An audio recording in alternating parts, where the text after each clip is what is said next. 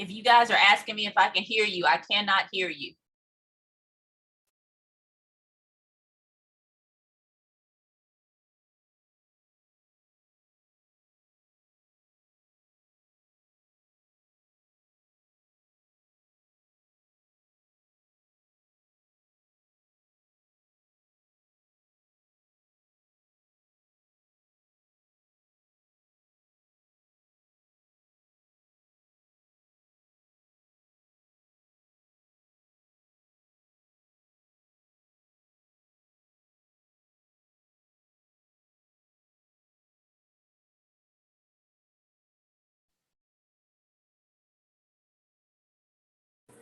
Good afternoon. This is a test. Trustee Smith-Folds, can you hear us? I can hear you.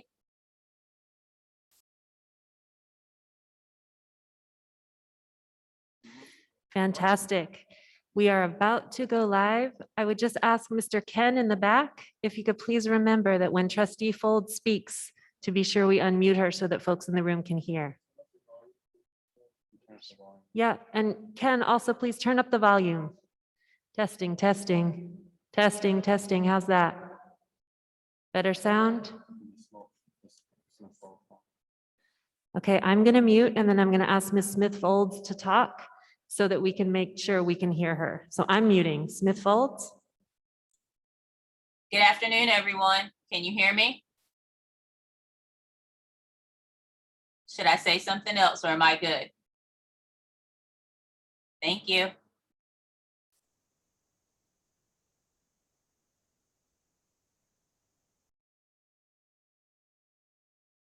Yes, we heard you. Thank you, Trustee Smith-Folds.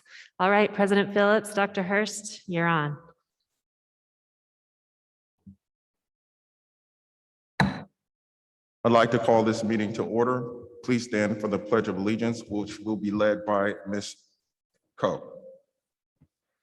I pledge allegiance to the flag of the United States of America and to the republic for which it stands, one nation, under God, indivisible, with liberty and justice for all. Thank you. Thank you. We will now be led in the land acknowledgement by Mr. Trujillo. We recognize that we are presently on the lands of the Chochenyo, Muekma, Karkin, Ohlone peoples, and acknowledge them as the first inhabitants of the land we occupy currently.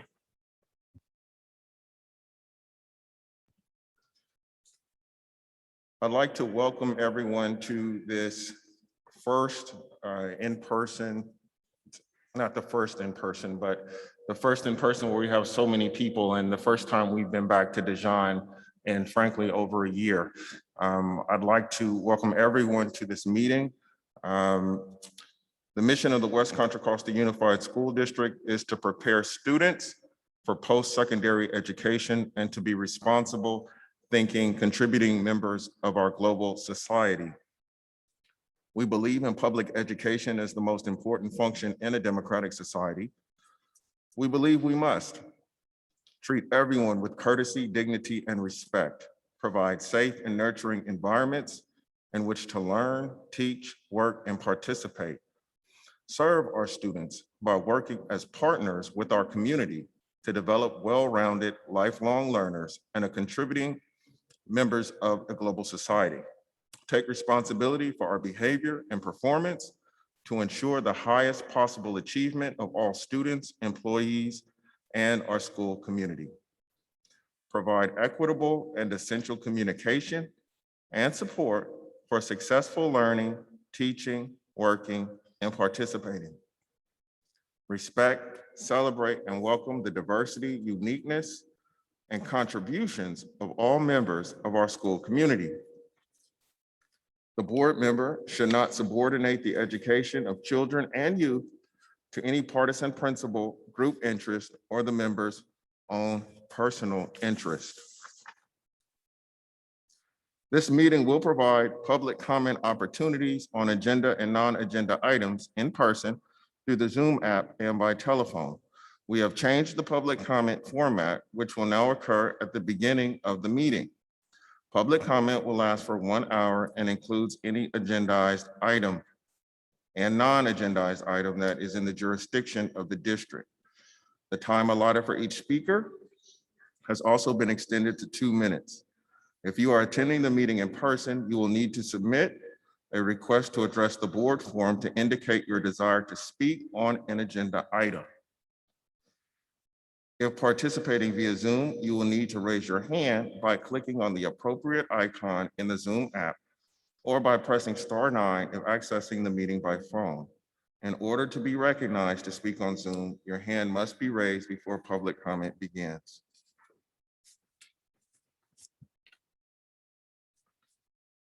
To access translation of the agenda, click the top of the webpage using the word English for translation into multiple languages. Meeting interpretation services are available via Zoom by clicking on the globe icon at the bottom of the screen.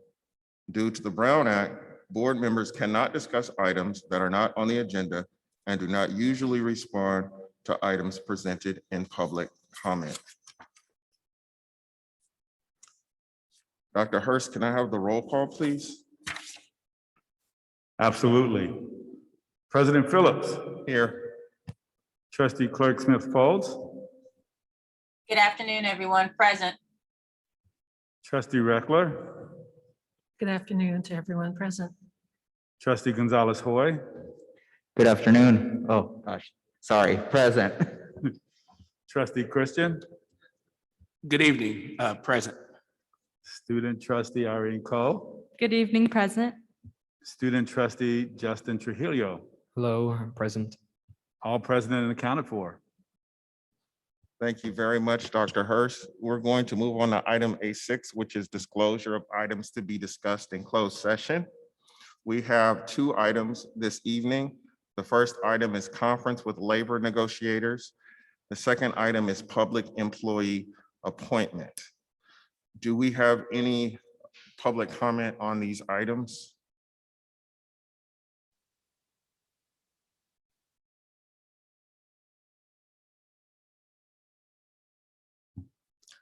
Okay, seeing no public comment, the board is going to recess in the closed session and we will be back out for open session at 6:30.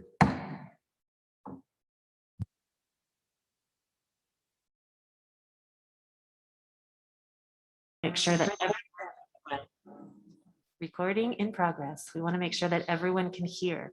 So could I ask Trustee Smith Folds, could you unmute and make sure we can hear you? Good evening, everyone. Yes, ma'am, I'm here. Can you hear me? Beautiful, yes, loud and clear. Thank you. All right, President Phillips, I will turn it over to you.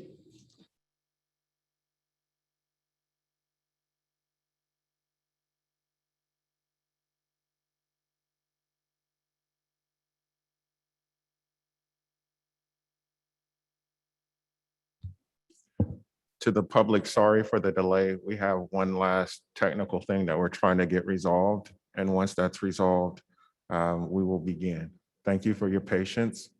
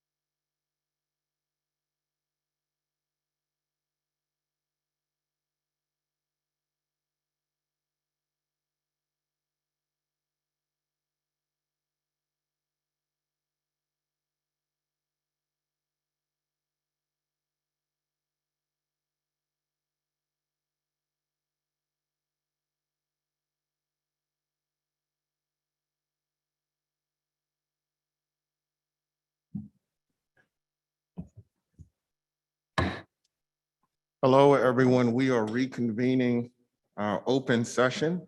After closed, I would like to welcome everyone to this regular meeting of the Board of Education for August 25th, 2021. The mission of the West Contra Costa Unified School District is to prepare students for post-secondary education and to be responsible, thinking, contributing members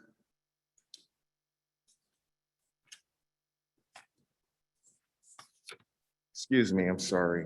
I was supposed to do something before I began reading. To access translation to the agenda, click the top of the web page using the word English for translation into multiple languages.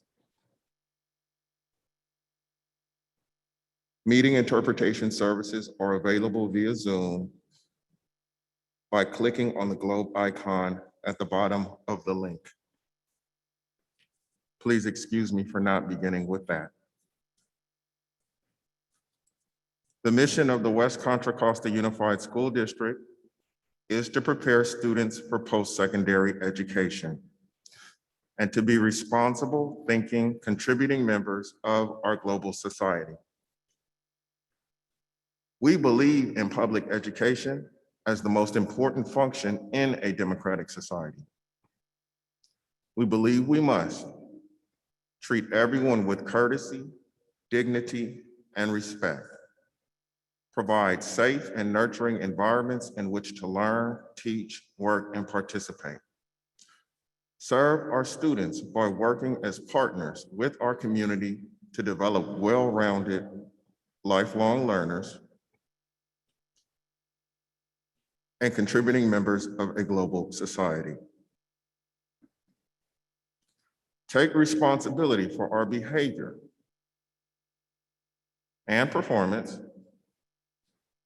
to ensure the highest possible achievement of all students, employees, and our school community. Provide equitable and essential communication and support for successful learning, teaching, working, and participating. Respect, celebrate, and welcome the diversity, uniqueness, and contributions of all members of our school community. The board members should not subordinate the education of children and youth to any partisan principle, group interest, or the member's own personal interest. This meeting will provide public comment opportunities on agenda and non-agenda items in person through the Zoom app and by telephone. We have changed the public comment format, which will now occur at the beginning of the meeting. Public comment will last for 1 hour and includes any agendized item and non-agendized item which is in the jurisdiction of the school district. The time allotted for each speaker has also been extended to 2 minutes. If you are attending the meeting in person, you will need to submit a request to address the board form to indicate your desire to speak on an agenda item.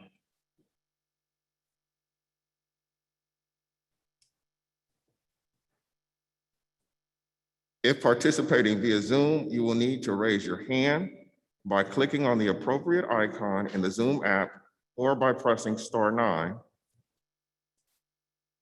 if accessing the meeting by phone. In order to be recognized to speak on Zoom, your hand must be raised before public comment begins. Due to the Brown Act, board members cannot discuss items that are not on the agenda and do not usually respond to items presented in public comment. Dr. Hurst, can you point out for the audience where they need to turn their speaker cards in at. If you could please turn your speaker cards to my executive assistant that is directly behind me. Her name is Rosa Cornejo. Rosa, can you raise your hand so they can see? She's back here in the back. You can just bring it up here to the side and we will collect that from you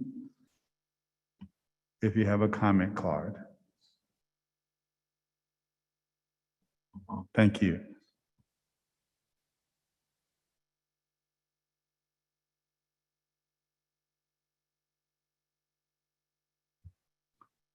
If you just come up to the front of the stage, but not on the stage, we'll come down to meet you to collect the card.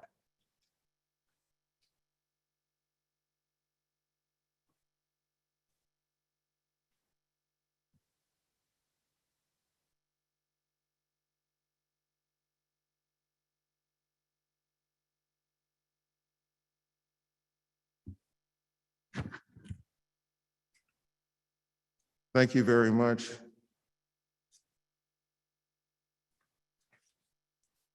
We will now go on to the report, ratification of closed session.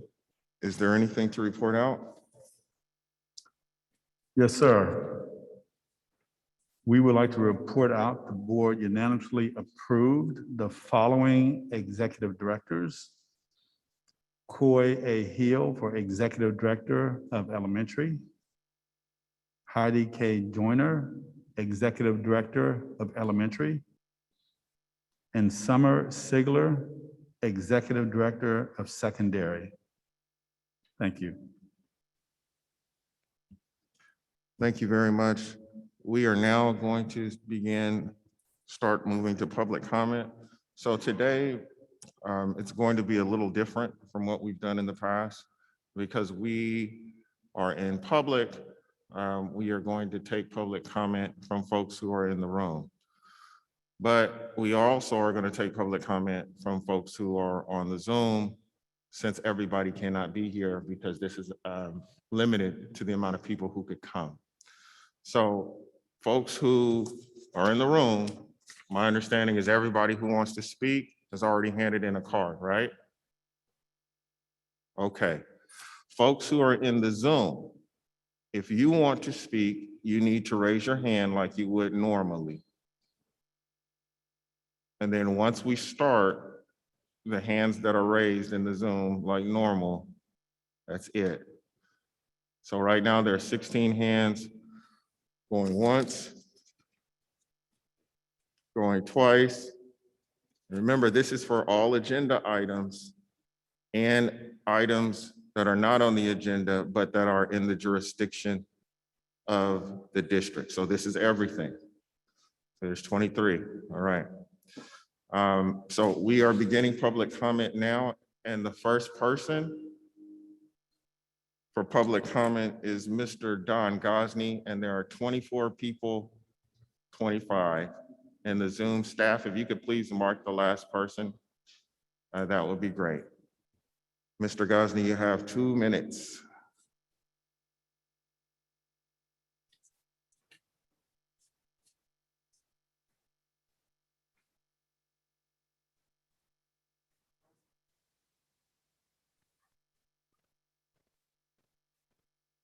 Can someone help Mr. Thank you. I'm well lit now. You have two major issues to discuss and act on tonight. One is whether to place back on the agendas the standing reports, and the other is how to handle those pesky members of the community who think that their elected representatives should listen to what they have to say. As for standing reports, there are 16 community volunteer groups who used to be given 5 minutes each month to present to the board and the community about their work. While this may seem like a lot, in reality, over the past 6 years, I'm not sure that there was ever even 4 reports at any given meeting, and most of the time it was only 2 or fewer. My recommendation is to put the standing reports back on this agenda, but split them so half of them can report at the first regularly scheduled meeting of the month and the other half could report at the second regularly scheduled meeting of the month. I'm gathering data right now to see which groups reported at the meeting since 2015, an arbitrary starting point, but learn who actually gave reports. It might give reports in the future to help you decide how to split the groupings. The second item is of even greater importance. The board took action to limit the public to only one set of comments at the very beginning of the meeting. If I might have 6 items I want to talk about, plus public forum, instead of 90 seconds for each item when the item is being discussed, I've been limited to 2 minutes where I can combine all of those items. Instead of 10.5 minutes, this would give me only 17 seconds per item. And all of this would be before we hear the presentations that you all get to hear before speaking. We're restricted to the limited information in the packet, which often is pretty scant. Since being sworn in just 9 months ago, standing reports have been eliminated. The ability for the community to speak at meetings has been severely restricted. Our ability to attend and speak at many of your subcommittee meetings has been limited, and some board members have gone on record to declare that if you're just a regular person like me, that I will have no say in the affairs of the board.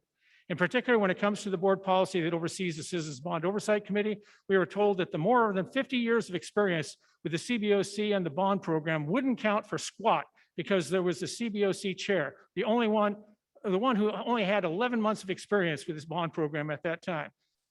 That person would have a seat at the table. Allow comments on agenda items to be made under the general public forum at the beginning of the meeting, but also allow comments when the agenda item is being considered.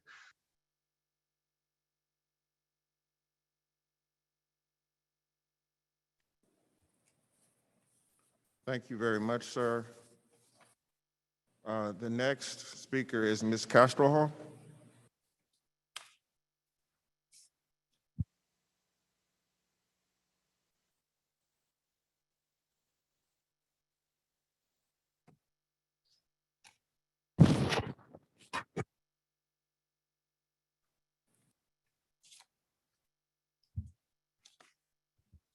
Good evening, Honorable School Board of Trustees and Superintendent. My name is Paola Castro-Yomporoch, and I am a parent of 2 students in Washington Elementary, one in 4th grade and other in 5th grade.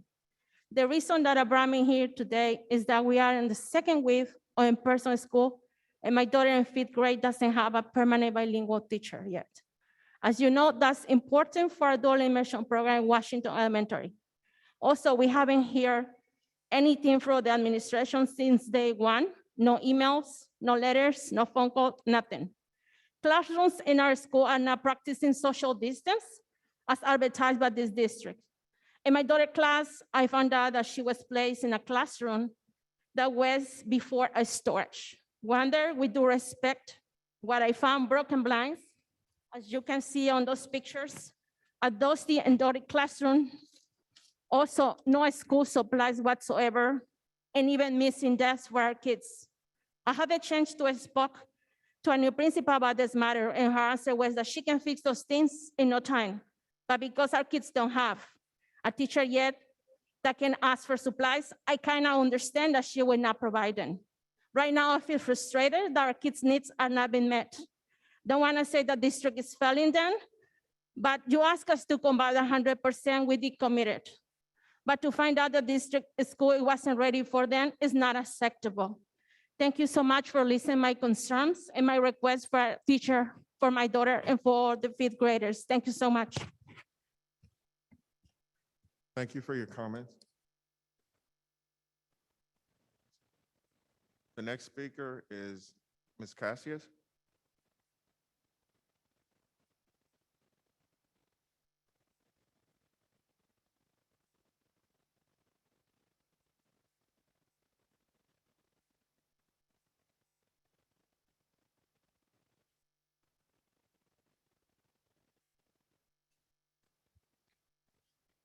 Buenas tardes, mi nombre es Alma Casillas, también soy mamá de un estudiante en la escuela de Washington.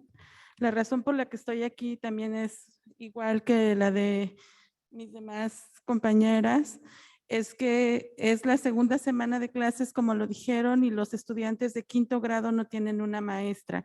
Están siendo atendidos por una sustituta que en días está, otros días no lo está. También todos regresamos con miedo por la pandemia y las medidas de seguridad en la escuela no están siendo atendidas como se debería. No se cuenta con la distancia que se ha promovido, tampoco se cuenta con esos separadores como los que ustedes tienen. La higiene en la escuela es muy deplorable. Los baños es una cuestión que no solamente es de ahorita, sino desde hace 6 años que una de mis hijas ha estado ahí. Parece como si no hubiera una persona encargada de darles limpieza. Mis hijos han llegado al extremo de ya no querer ni ir al baño porque son realmente muy deplorables. Y esa es la situación por la que ahorita estamos aquí pidiendo, porque lo hemos pedido anteriormente en la escuela y no se ha ignorado.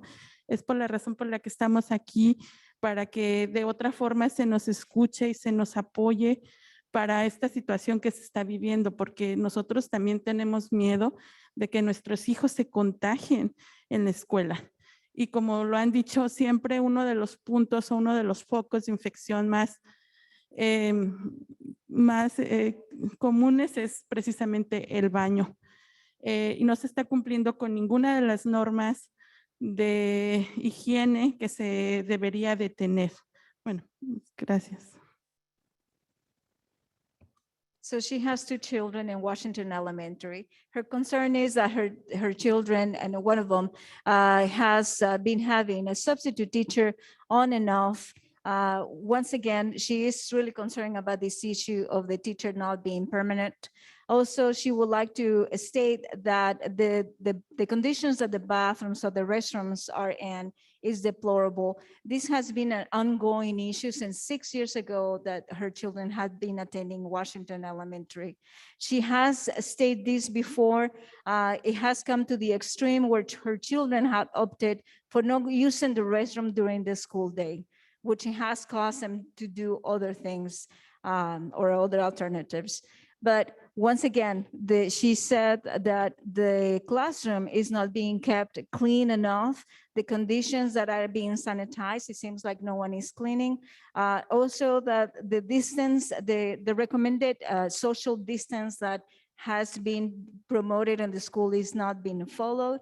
And once again, the restrooms and the conditions and where they are, they're not helping because they're, according to what she has learned, is the restroom is one of the places where there could be more contagion between students of COVID. They are afraid because coming back from COVID to the school, so they would like to have the conditions improved in the restrooms and the hygiene overall in the classroom, along with the teachers not being permanent.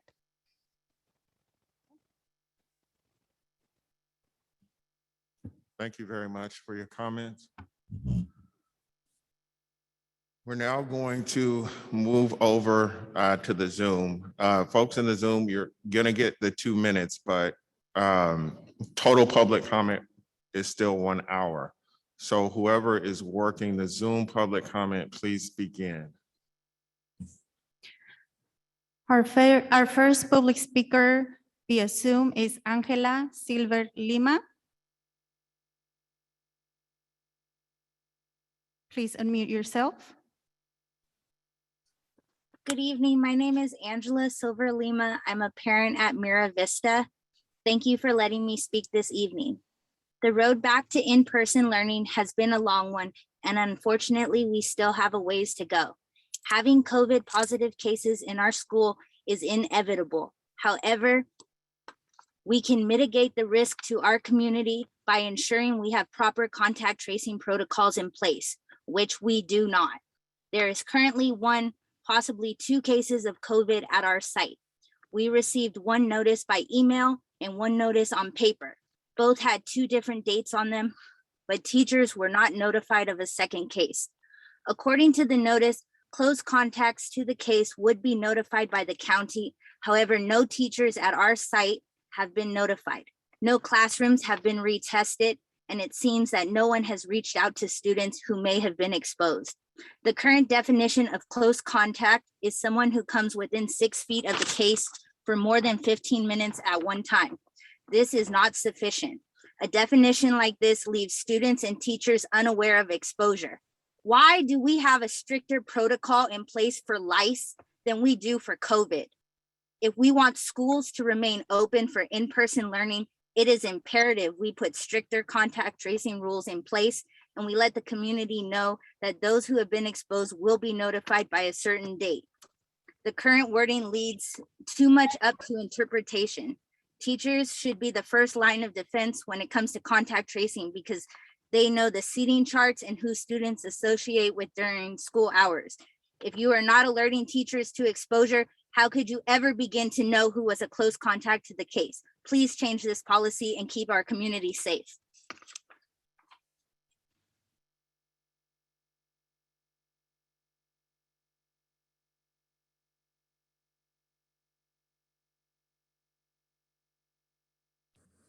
Our next public speaker will be Cristina Velasquez Fielder.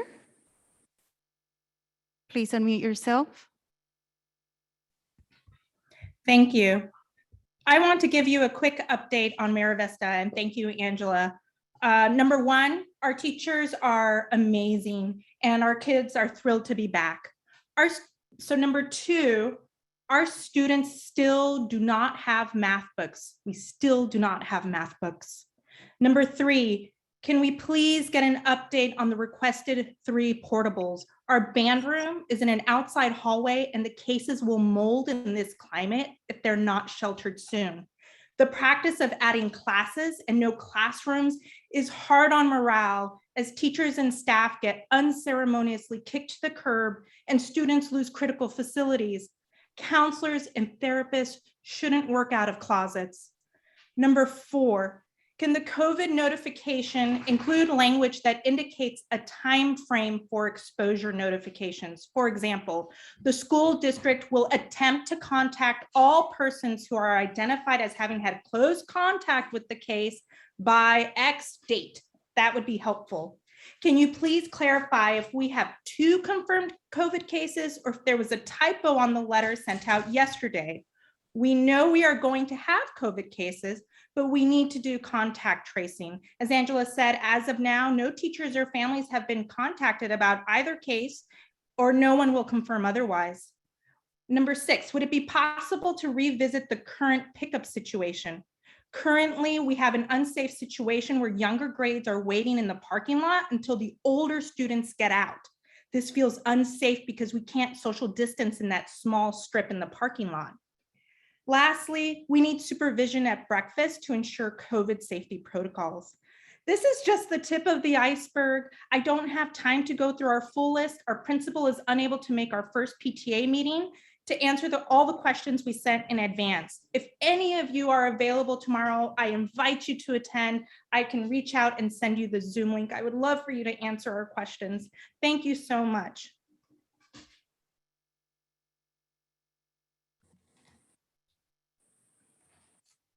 Next public speaker will be Gail Louie. Please unmute yourself. Hello, my name is Gail Louie and I'm a teacher with the adult education. I have been teaching for 26 years at many different schools.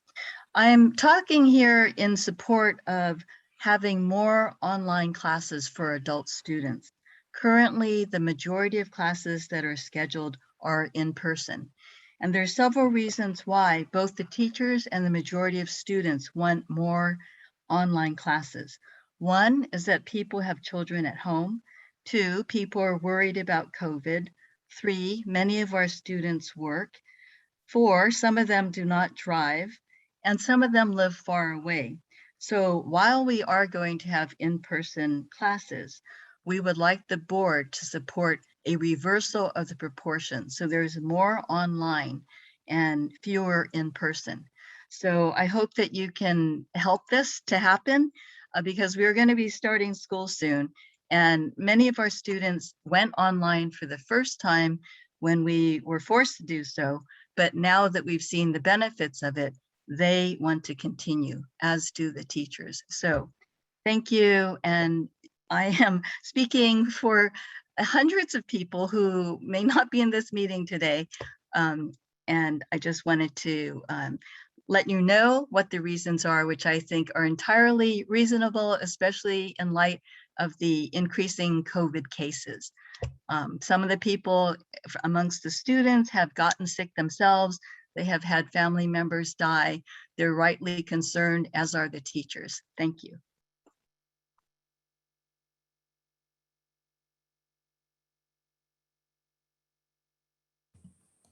Next public speaker will be Jeffrey Bean Jr. Please unmute yourself. Good evening. I am Jeffrey Bean. I am a 5th grade teacher at Shannon Elementary. First, a quick comment. I think it would be helpful for these board meetings to be also streamed on Facebook. During the last year or so, some listening sessions were, but meetings have not been. That would increase access to the community. First, the bad and then the good. I am concerned about the way testing is being handled in schools. I think that testing is the key to preventing COVID cases. My school, Shannon, has had 2 cases, none in my class so far, but it shows that cases are happening. I am concerned that the paperwork burden for parents and the complexity of forms is preventing testing. I had about half of my class bring in forms to be tested last week, but only a few students actually got tested due to parents leaving off certain apparently important information from the forms. Now to the good. I am so excited to be back in real school after a year and a half on Zoom. I love my job a lot, and I loved it a bit less over the last year and a half, but being in a room each day with 28 5th graders is wonderful. We're having a lot of fun, and I'm sure we'll have a lot of learning happening this year. So please work on the testing situation, make things more consistent between schools so that students can be safe and so that students can remain in school for the whole year rather than having to be worried about getting sick. Thank you for your time. Have a good evening.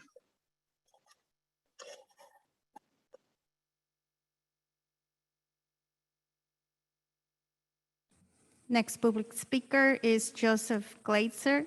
Please unmute yourself. Okay. Joseph Glatzer, History 7 teacher at Hercules Middle. Good to see everyone. I'm here because I know that most students do best when they're at in-person school, learning with their peers and teachers. However, I'm very concerned about some of the lack of safety protocol to keep schools open. Proper mask wearing policy needs to be clear across the district. I see masks falling below the nose and masks with ventilators, which make them ineffective. Also, the district provided masks for our students are so loose that they are rendered useless. Did anyone at the district bother to check them before mass buying them? The cloth masks are too big for some students, so I had to buy my own blue surgical masks for them. I need proper fitting masks like the ones we were given during the spring hub. Can someone from the district please help me with this? I'm still waiting. The staff vaccine mandate was a step in the right direction. Now we need to require all staff to be vaccinated and reserve the weekly testing option only for specific medical reasons. And also, I believe we should mandate vaccination for students 12 plus and up. Culver City Unified has just mandated it for students and we should follow suit. I don't want to close in-person education and end up back on distance learning. Delta's ripping through our communities and there's already been at least 40 cases in the district. A full vaccine mandate for students and staff is the only way to keep in-person education going safely. Vaccines are safe and effective. 99.9% of vaccinated people have not been hospitalized or died. Why would we require the Tdap vaccine for students, which is for diseases which are barely affecting anybody, and not for COVID, which is killing and debilitating children daily? We need to keep everybody safe. Also, we need air filters for every room so I don't have to feel guilty about damaging my students' health from keeping the windows and doors open and dealing with the smoky air from the fires. Also at Hercules Middle, we have 3 teaching vacancies where those kids are not getting an education and those positions need to be filled immediately. Thank you.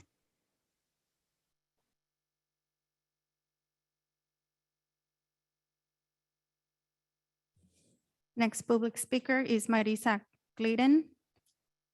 Please unmute yourself. Hello, Dr. Hers, staff, and school board trustees. My name is Marissa Glidden, and I'm a 3rd grade teacher on full-time release to serve as president of United Teachers of Richmond. I want to first start by shouting out our amazing educators, our awesome administrators, and our fantastic school staff for all they are doing to support our students. Our educators have truly gone above and beyond to keep their students safe and to give them the best learning environment possible. Our educators are thrilled, as you're hearing, to be back in person with their students and are already doing amazing things to provide their students with a warm and supportive learning environment. Unfortunately, these last 2 weeks have had many challenges and issues.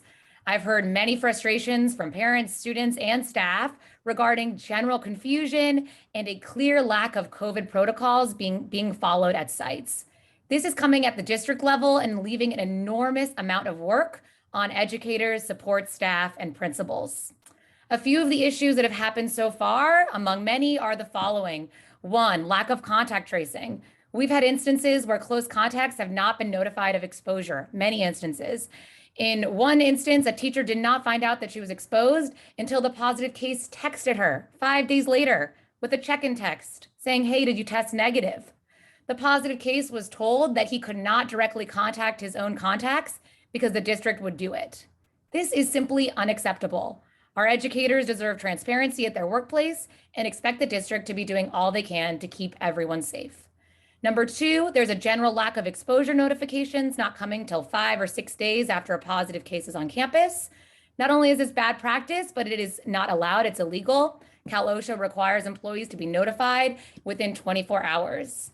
There's also general issues with testing that you've heard. We are eager for a good year with our students and so thrilled to be back in the classroom, but the district had all summer to prepare for these predictable challenges, and our families, students, and educators deserve better. Thank you.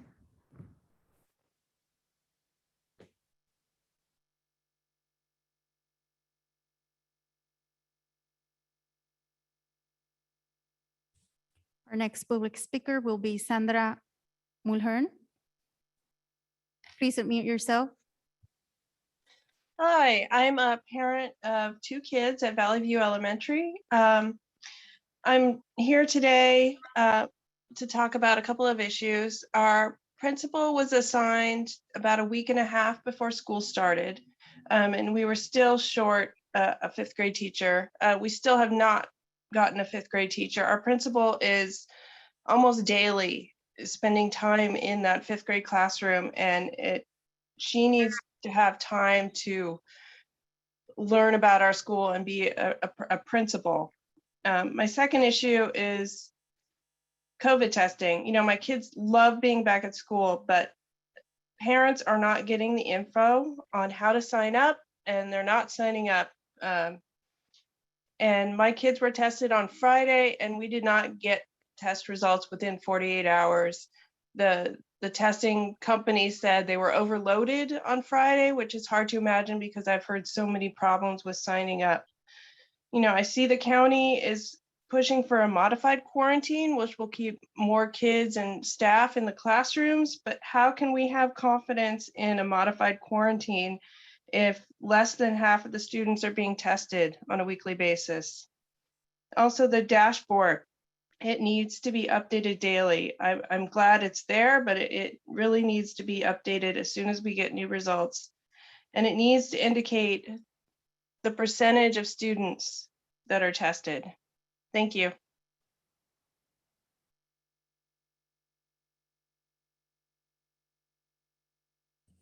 Our next public speaker will be Tara Ornelas. Please unmute yourself. Hi, can you hear me? Hello? Yes, we can hear you. Okay, great. Yeah, I am Tara Ornelas. I have a 5th grader at Washington Elementary, and I'm well aware, as many parents and educators have echoed, that there's a lack of students and a lack of teachers right now. But I'm really frustrated with how they're handling it. My son showed up to school on, first day of school. They didn't have a teacher. They didn't even know what room my child was supposed to be in.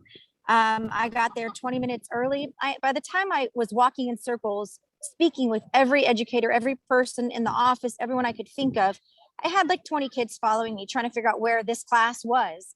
And they still finally, 5 minutes before the bell rang, decided what class we were going to be in. And then it was 30 minutes after the bell rang before anybody from the office came up and said, oh, okay, we're going to have an adult in your child's classroom. They had no idea who was going to be there. They had no idea where my child's class was going to be. But it, you know, to me, it's not a surprise that you don't know who the teacher is, but you should know where these kids are going.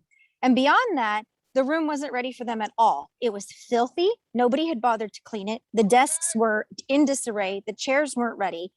But yet they took the time to make sure they had, you know, all these extra counselors hired, but they didn't make sure that they couldn't prep one classroom for my child and the other 2 classrooms that didn't have teachers so that they felt welcome to going into a classroom. And I just finally heard from the teacher yesterday, and this is the sub, of any sort of plan. And the fact that when the sub can't be there, they're split up and then they're in no social distance whatsoever, having 30 and 40 kids in a classroom. I just don't find that acceptable. And I'd like to know what the plan is instead of cooping all these kids together in a classroom, because that's not safe.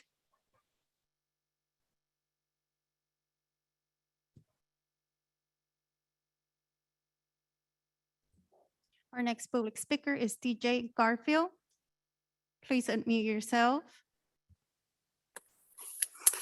Shout out to the teachers. You're amazing and you deserve better. Now to the board. I don't have enough time to run down all the failings of the district, and we're less than 2 weeks into the school year. But having the public COVID dashboard show nothing's wrong, no COVID positives, while we continue to get emails of positive cases is unacceptable. We get notified of a positive at our school, but it took 2 whole days for the district to contact the parents of the case's classmates. Yet my kid misses 1 day of school and we get a robocall, a text, and an email the same night with a personal follow-up call the next morning. Where's that same level of timely communications when it comes to our baby's safety? Then, parents are being told by district staff to continue to send their exposed child to school in direct violation of district protocol. On top of that, the district won't test the entire class that it's exposed, but putting the burden on the cost of testing on us families. Where's the transparency, and how are we supposed to trust our babies are safe in the hands of this district? The utter lack of transparency and inaccurate data alludes to outright fraudulence or sheer ineptitude of the district. And honestly, I don't know which one is worse.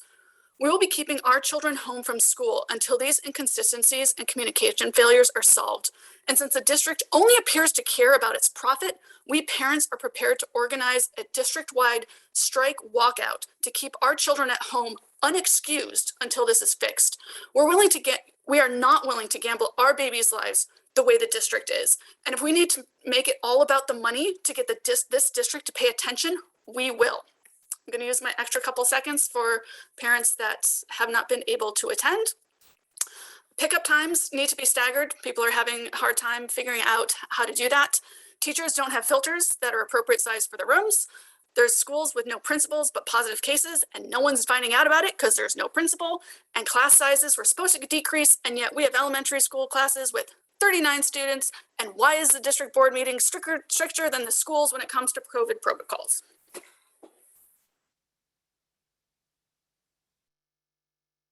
Next public speaker is Acedo Wilson. Please unmute yourself. Good evening, everyone. This is Acedo Wilson, educator at Richmond High School, treasurer for United Teachers of Richmond, and president of the Black Educator Network. So as we reopen, I want to point out something here. So in May, there was a discussion about reopening, and there was a discussion about options. And there were 3 board members. One, it took 9 minutes to make a decision to determine we should entertain these options, when another school board member presented, okay, if we opened, we should have the following. So since we've opened, it is great to be back with my students in person. However, at Richmond High, the first week of school, there was a desk shortage. My air filter took a week to get changed and clarified because there was confusion whether or not it got changed or not. There was a lack of transparency regarding COVID cases and contract tracing. Everyone else that has called in about this, I don't even need to repeat that. There are no options for how students can learn or be educated. I am getting emails from students saying, hey, can you send me my assignments online because my mom doesn't want me to be at school? Based on that vote, a lot of these decisions have been affected. So what I'm requesting, what I think we're all requesting, is that we need more transparency and we need equity. I refuse to have you all sit there and talk about equity and what's fair when you're not looking out for our best interest. So basically, in the long run of things, we have been sent back to school into a far more critical situation than we had left it. And that is not equitable from an educational standpoint. So the fact that we are now in this predicament, I am holding those 3 individuals that wanted to go ahead and reopen the school as way things are and not be held accountable. The school year started, this is the 2nd week. You have the rest of the year to actually buckle down, fix something, fix everything, and do right by the families, the kids, and the staff of this district. Thank you.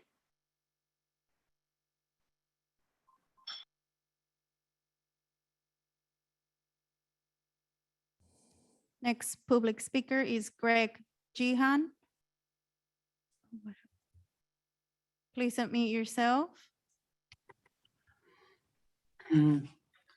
Hi, this is Greg and Cheryl Jahan. We have 2 children in the elementary level school district, and we are concerned because we are both ER nurses for 30 plus years, and you wanted our insurance information to process the weekly COVID testing. However, I called my insurance company, Blue Shield, and my husband's insurance company, Kaiser, and it's $225 for a PCR test and $175 for an antigen test. And they're going to charge our insurance companies while saying that they're not going to charge us. At some point, our insurance companies are going to charge us because it's not listed as mandatory, but rather as voluntary.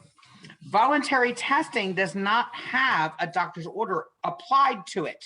Thereby, at some point, the insurance companies will likely, although I cannot confirm, I have spoken with my insurance companies, that they will end up charging us for these tests.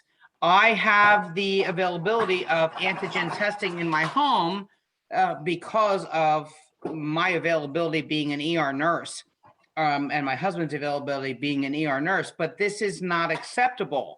I'm perfectly willing to have my child tested, but to have my insurance company billed for this, thus capping out my maximum annual amount that my insurance company will cover for my family is really hard to take. So if it's voluntary, why is my insurance company being charged for this?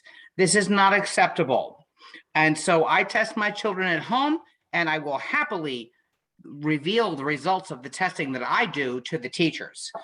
But this is not acceptable to use the insurance companies to do so.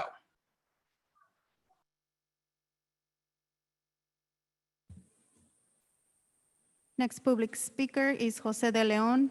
Please unmute yourself.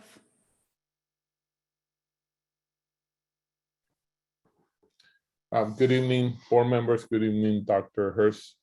My name is Jose de Leon, representing the administrators of the district. Like to let you know how excited we are to see students back in our schools, back in the classrooms.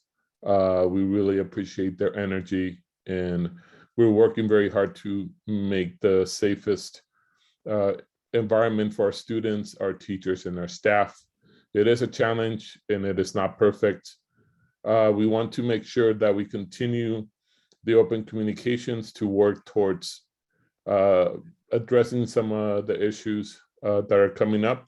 Each different site has different challenges, and we appreciate that the district is having continuous meetings, and the unions are expressing the need that is felt at the different sites.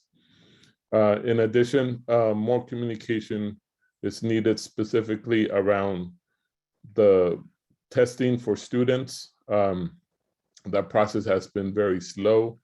A lot of it has to do is the opt-in from the families. Every site is working very hard to try to get the students in to test, but they do need their parents' signatures. Additionally, we've been looking at how do we serve our community better, and we are seeing that we need more support for yard duty, for safety personnel, and for front office clerks. The extra work that those elements in the schools are doing to prevent different COVID cases and follow the COVID guidelines is large. So thank you so much. Have a good evening. All right, babe, that's it.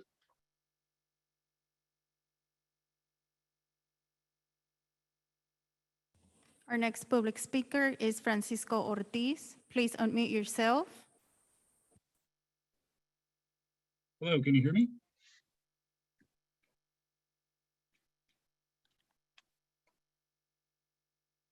Hello, can you hear me? Hello, can you hear me? Yes, we can hear you. Thank you. Good evening, board members, Dr. Hurst, staff, and community. My name is Francisco Ortiz, and I am a WCCUSD alumni and fifth grade teacher on release to serve as a community schools organizer for United Teachers of Richmond. I want to take a moment to remind us of what our motto has been for the past several years, which is, quote, whole child, whole community. As we close the 8th day of in-person instruction, it appears as if though WCCUSD is moving away from that mantra. The lived experience of students and educators is a sharp contrast from what was promised and published to our communities over the summer as we transitioned into 100% in-person instruction. What happened to, quote, enhanced cleaning and sanitizing? I'll remind you that less than 10 years ago, our district was sued by the American Civil Liberties Union for having decrepit building conditions and for not keeping our students safe. District leadership needs to urgently and swiftly coordinate COVID response efforts with our community partners who work with our youth before, during, and after school to help mitigate the spread of COVID in our community. We need to leverage the power and capacity of our community partners to improve our current response to testing, contact tracing, and vaccinations. This is not the time to exercise top-down, autocratic leadership as a response to COVID spreading in classrooms and in our communities, but rather initiate distributive leadership, transparency, and open communication so we can better serve our children holistically as a whole community. Thank you.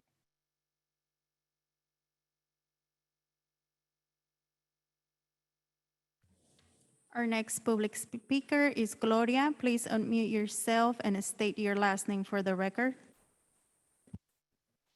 Hi, my name is Gloria Bassi. Good evening, everyone. I am a mom of 4, 2 children in Lupine Hills. Originally, I was going to speak about a new chapter of Moms for Liberty, Contra Costa County. And if you're not familiar with Moms for Liberty, we're a nonpartisan organization of moms, dads, and grandparents and community members whose primarily focus is on restoring and upholding parental rights. We want to ensure that us as parents ultimately are able to make the best choices for our children. That being said, what I've seen this last week and a half in response to COVID is pretty disheartening. The WCCUSD COVID dashboard is not accurate. Why is that? There are 2 known cases of COVID in our children's school, and not everyone is getting the generic email. My husband received the first and neither of us received the second. Then the generic email says, if my child is exposed, you will let us know. And in a class of 32 students, it still took 2 days to be notified by the WCCUSD COVID response team. Today, they called and said that she can return to school, but needs to be tested this week and again next week. The WCCUSD COVID-19 Health and Safety Guide says, quote, WCCUSD strongly recommends that all students test during our scheduled testing, unquote. But why are they only randomly picking 5 students per class to test during the test days? Then when exposed, why is the school not testing all students in this class that have been exposed? And why is the testing put on us financially? Next, why isn't there a plan when our children do have to isolate for independent studies? And so our children can continue to learn. Do they really need unexcused absences? And my son and daughter share drinks when they come home. Why isn't he being tested as well? I hope that we can work together to figure this out. Thank you.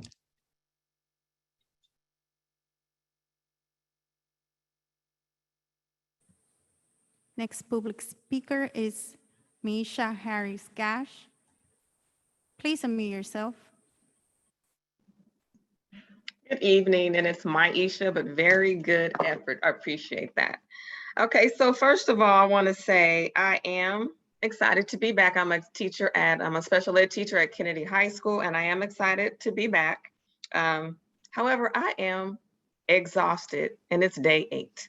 I also want to piggyback on the first Zoom caller, Angela, and my UTR president, Marissa, with the things that they stated. So those are my concerns as well.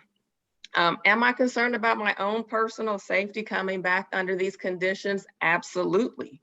What I tend to say to adults and to my students that with COVID, we've all been in the same storm, but a different boat. And on my campus, when I have time, I come down to the office and I help out.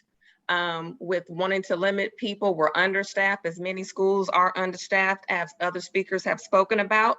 So I give help and assistance when I can. So I go to the main office, help with the people standing outside, like, hey, what is your concern? What do you need? Okay, hold on, let me get the person that you need, so we can keep down the number of people who are in the office and things like that. So it's kind of like where you can help and assist, please do. And that my closing thing is, we all just need to extend some grace. This is new for everybody, and we all have our concerns, and they're valid, legit, absolutely. But as we are making our way into day 9 tomorrow, let's just remember to extend some grace. Treat people the way that you want to be treated. Utilize the golden rule, because we're at the very, very beginning. We are nowhere near the end. And we will all want everybody to be able to keep some of their enthusiasm about returning to school.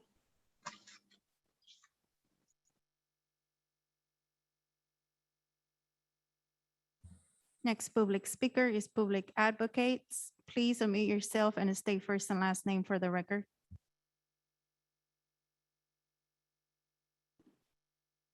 Good evening, Cindy Gergis. Good evening, Board Superintendent Hurst. I'm with Public Advocates. We appreciate the immense task facing all districts, educators, and staff in this moment, as well as students and families, and the hard work behind preparing the LCAP, the ESSER 3 plan, the budget, and all of the work that has gone into reopening. My comment is around item C2 labeled contracts. In general, I'm noticing about $300,000 in what's labeled as LCAP spending, and we know that the district has said they want to rebuild trust and confidence with community by providing clear and transparent information about spending and opportunities for parents and students to engage around these decisions. My understanding is that each contract is tied to an LCAP action. However, given that these are supplemental and concentration dollars that high need students generate, our expectation is that as the district adds contracts, that it is meeting its equity obligation by ensuring that sub-actions are both principally directed and effective in meeting the needs of high need students. Our recommendation is that the district either unbundle its large actions into individual specific actions with disaggregated budgeted expenditures, or else provide more detail around what contracts are included within each large action. We appreciate the responsiveness from district staff Lynn Potter and Dr. Wold, who are working towards providing a greater level of transparency in both the budget and the LCAP, and remain committed to equity and continuing to collaborate and generate solutions. Thank you.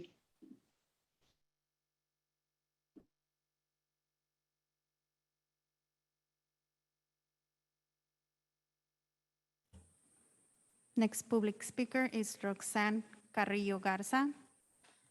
Please unmute yourself.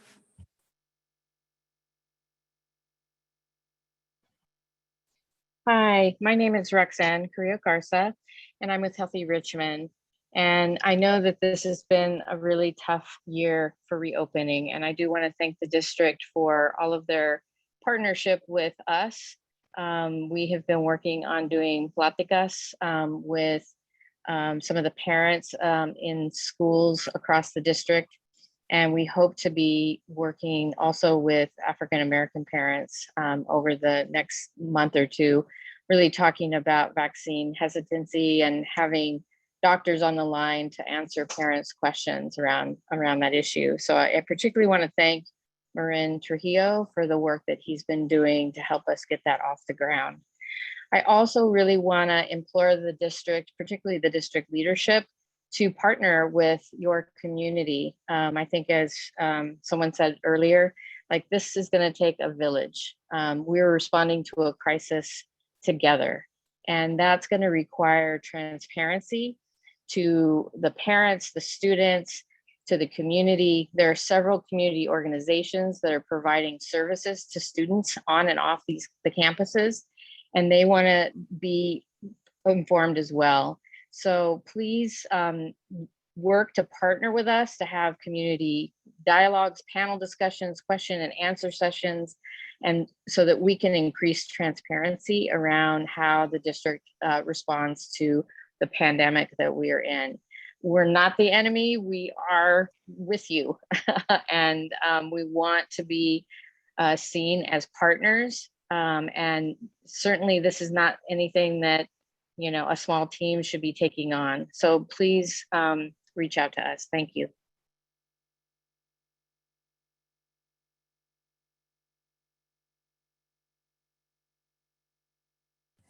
Next public speaker is Teresa Hardy.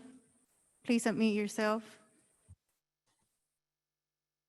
Hello, I'd like to say this evening that I am very grateful for all of our parents and our staff and our teachers. I want to say that I am a parent of 2 Valley View students and 1 Soskin student. The first thing that I want to ask about is we talked about at the beginning of the school year changing this format. This was supposed to be a trial to have public comment first, and it now seems that it's the norm. I would like there to be discussion about that and feel as if we as parents and community have a say in that. I am also concerned about many things, especially what our remote learning offerings will be when we have COVID outbreaks, which are inevitable, and when teacher shortages cause us to close temporarily. I think that we need to be realistic about that. We need to make sure that transparency with testing happens. We need to make it easier for families to get that hard copy or to get that electronically. We need to ask each school to publicize that and encourage that, because if we do not, then no matter our testing record and numbers, we are not going to have an accurate count of what's really going on in our district. My kids are excited, as many of the other kids are, to be there in person, and we would like it to stay that way. I feel if we do not get some of these issues taken care of, clarity, transparency, dashboard that is relevant, that we're going to lose more and more families to other districts and private schools. Please listen to all of the concerns that people have, and please promise us that you will make this year safe for all of our students, our teachers, and our staff. Thank you.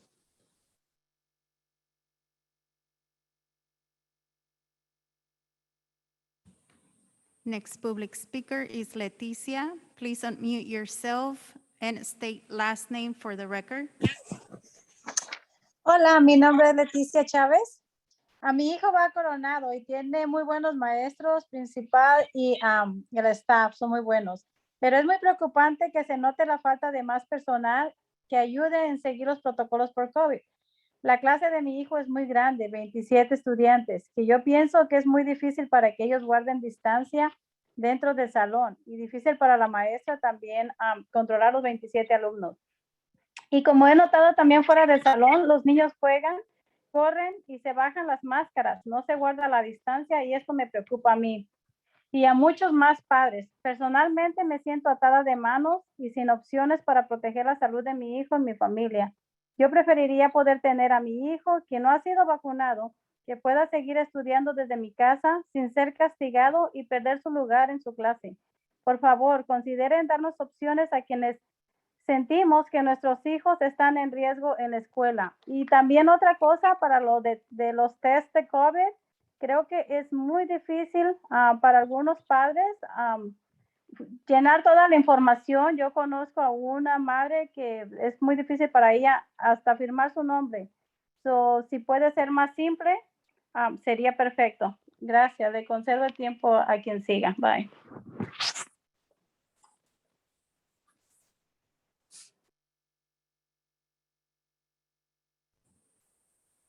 Our last public speaker for today is Kim Chamberlain. Please unmute yourself. Good evening. My name is Kimberly Chamberlain. I represent IAPTE Local 21 SSA chapter. As many of you know, we have been in person meetings for the last few weeks, and I am finding it very stressful for our staff as well as myself. I have found today that I was in a meeting from 9 a.m. until 4:30 p.m. today. Luckily, they were all virtual, and I didn't have to try to run from one location to another. I have spoken with many staff throughout the district that are not so lucky, and they're trying to run from one meeting to another, causing them stress and discomfort because they are having to leave a site or a department that is under stress. Please consider returning to strictly virtual meetings for the safety of our staff members and to reduce their stress level of leaving a site that is not completely staffed or a department that is not completely staffed under distress. Thank you.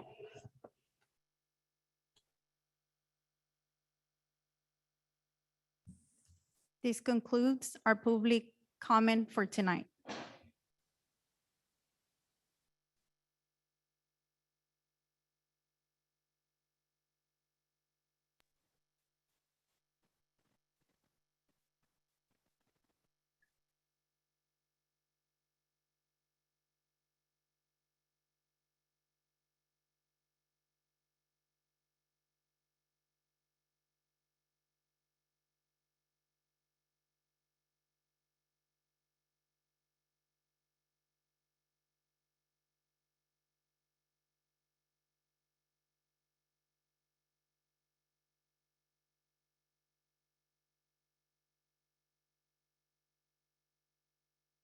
So the comment before Ms. Kim Chamberlain was from Leticia.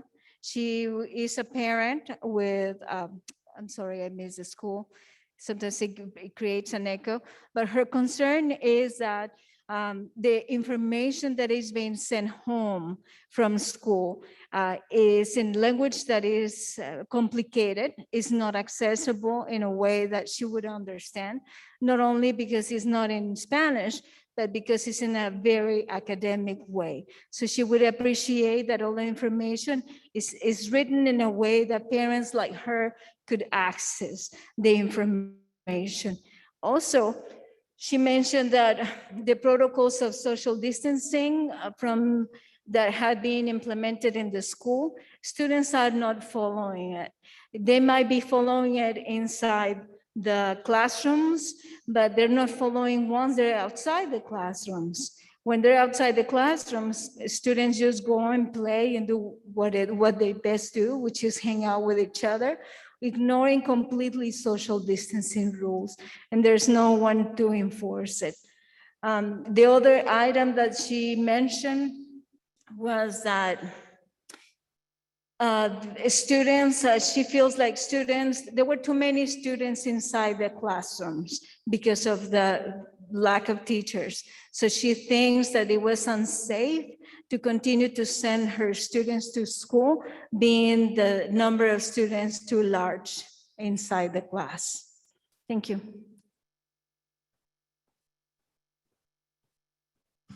Trustee Reckler. Thank you, President Phillips. If I may ask Dr. Hurst to follow up on some of the smaller items, like the broken window, the broken blinds in Washington, and some of the conditions at Mira Vista. And unfortunately, I was not able to really hear public comment very well, but if there were any other small items like that, if I may ask the superintendent to follow up. Thank you. Thank you, Trustee Reckler.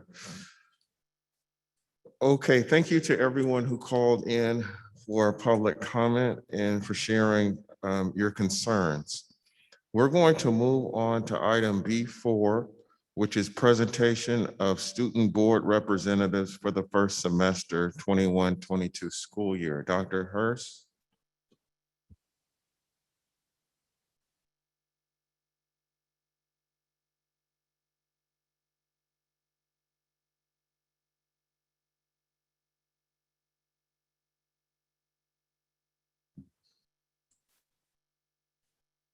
So we'd like to present our two student representatives.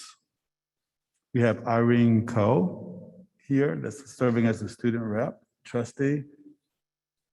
We also have Justin here serving as a student rep trustee as well. So we'd like to introduce them to the public and to the board.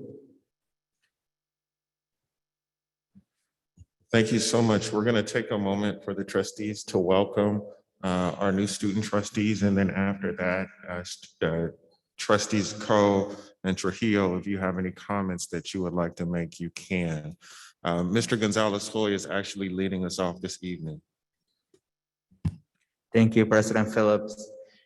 Good evening, student trustee Trujillo and student trustee Coe.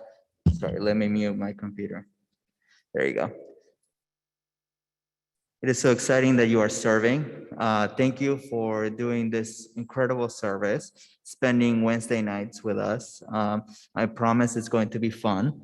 And we're going to try to leave as early as we can so you can go back to school to the next day, not being too tired.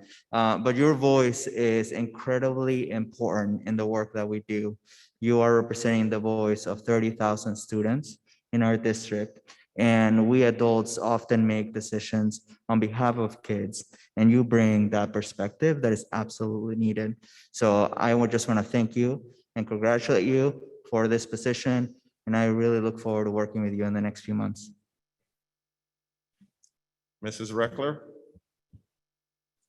Good evening and welcome to the new student trustees. You are the best parts of these board meetings, and I've missed having you up here on the dais over these last months. I agree with Trustee Gonzalez-Hoy. It's going to be a great experience for you, and you will learn a ton and you will contribute just as much. What I've said to all the trustees that have left is that it's the freshness and the clearness of your voice and your thinking, the unvarnished of your truth that always moves me. And I invite you and encourage you to share those. And I look forward to your participation. Welcome. Mrs. Smith-Folds. Good evening, everyone. Can you hear me? Great. Thank you so much. Welcome, student trustees. The only way you can do this wrong is if you stay quiet when you want to speak. If you don't speak when you have something to say, that's the only regret you will have from this experience. It is your voice, and that's the reason why you're here. You represent those who cannot sit on that dais and cannot sit where you're sitting. So you need to speak not only for yourselves, but you speak to represent them. So use the voice that you were given and speak up and speak loudly. Learn as much as you teach, but remember that the only way you fail is if you don't speak. So please use your voice and welcome. Thank you. Mr. Christian. Yes, good evening to our new trustees. Welcome, and we're glad you're here. And you represent the district. And so whatever's on your mind, whatever questions you need, just ask. And at the same time, your voice is very important. Thank you. I would like to welcome the student trustees as well. We already got a chance to talk before the meeting started, so I won't repeat anything, but I'm very glad that you're here. And I look forward to working with you. We are going to do ladies first this evening. So in order tonight, Ms. Cole will go, and then Mr. Trujillo will go after that. So Ms. Cole, if you have anything that you would like to say now about this new role that you are holding, this is your opportunity. Yeah, so thank you to everyone who gave me such a warm welcome when I came here. Everyone was so eager to meet me, and I'm so glad that student voice is so important, especially in our district during these trying times. With these public comments, I too feel a lot of those issues are very valid. As a student who is still attending high school, a lot of the concerns that are being brought up also affect me. And hearing that, the community cares so much is just really heartwarming to understand that, we all feel the same way and we all have the same concerns. And obviously we are trying our best to, address these and make sure that everyone is safe and also happy. So thank you for, giving me this platform and opportunity to voice student opinions and the student voice. Thank you. Thank you. Mr. Trujillo? Hello. I'd like to thank everyone here for giving me the opportunity to even be here. This is like wonderful, and this is actually my second time. But I wanted to, I don't know, I've been interested in this position for a while, and now that I'm here, I'm thankful for being able to be here.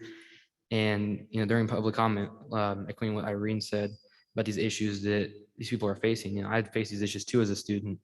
I remember some people mentioning things about air filters, there not being humidifiers, just things like that, I see every day in school. My teachers talk to me about it. They talk to us about it as students.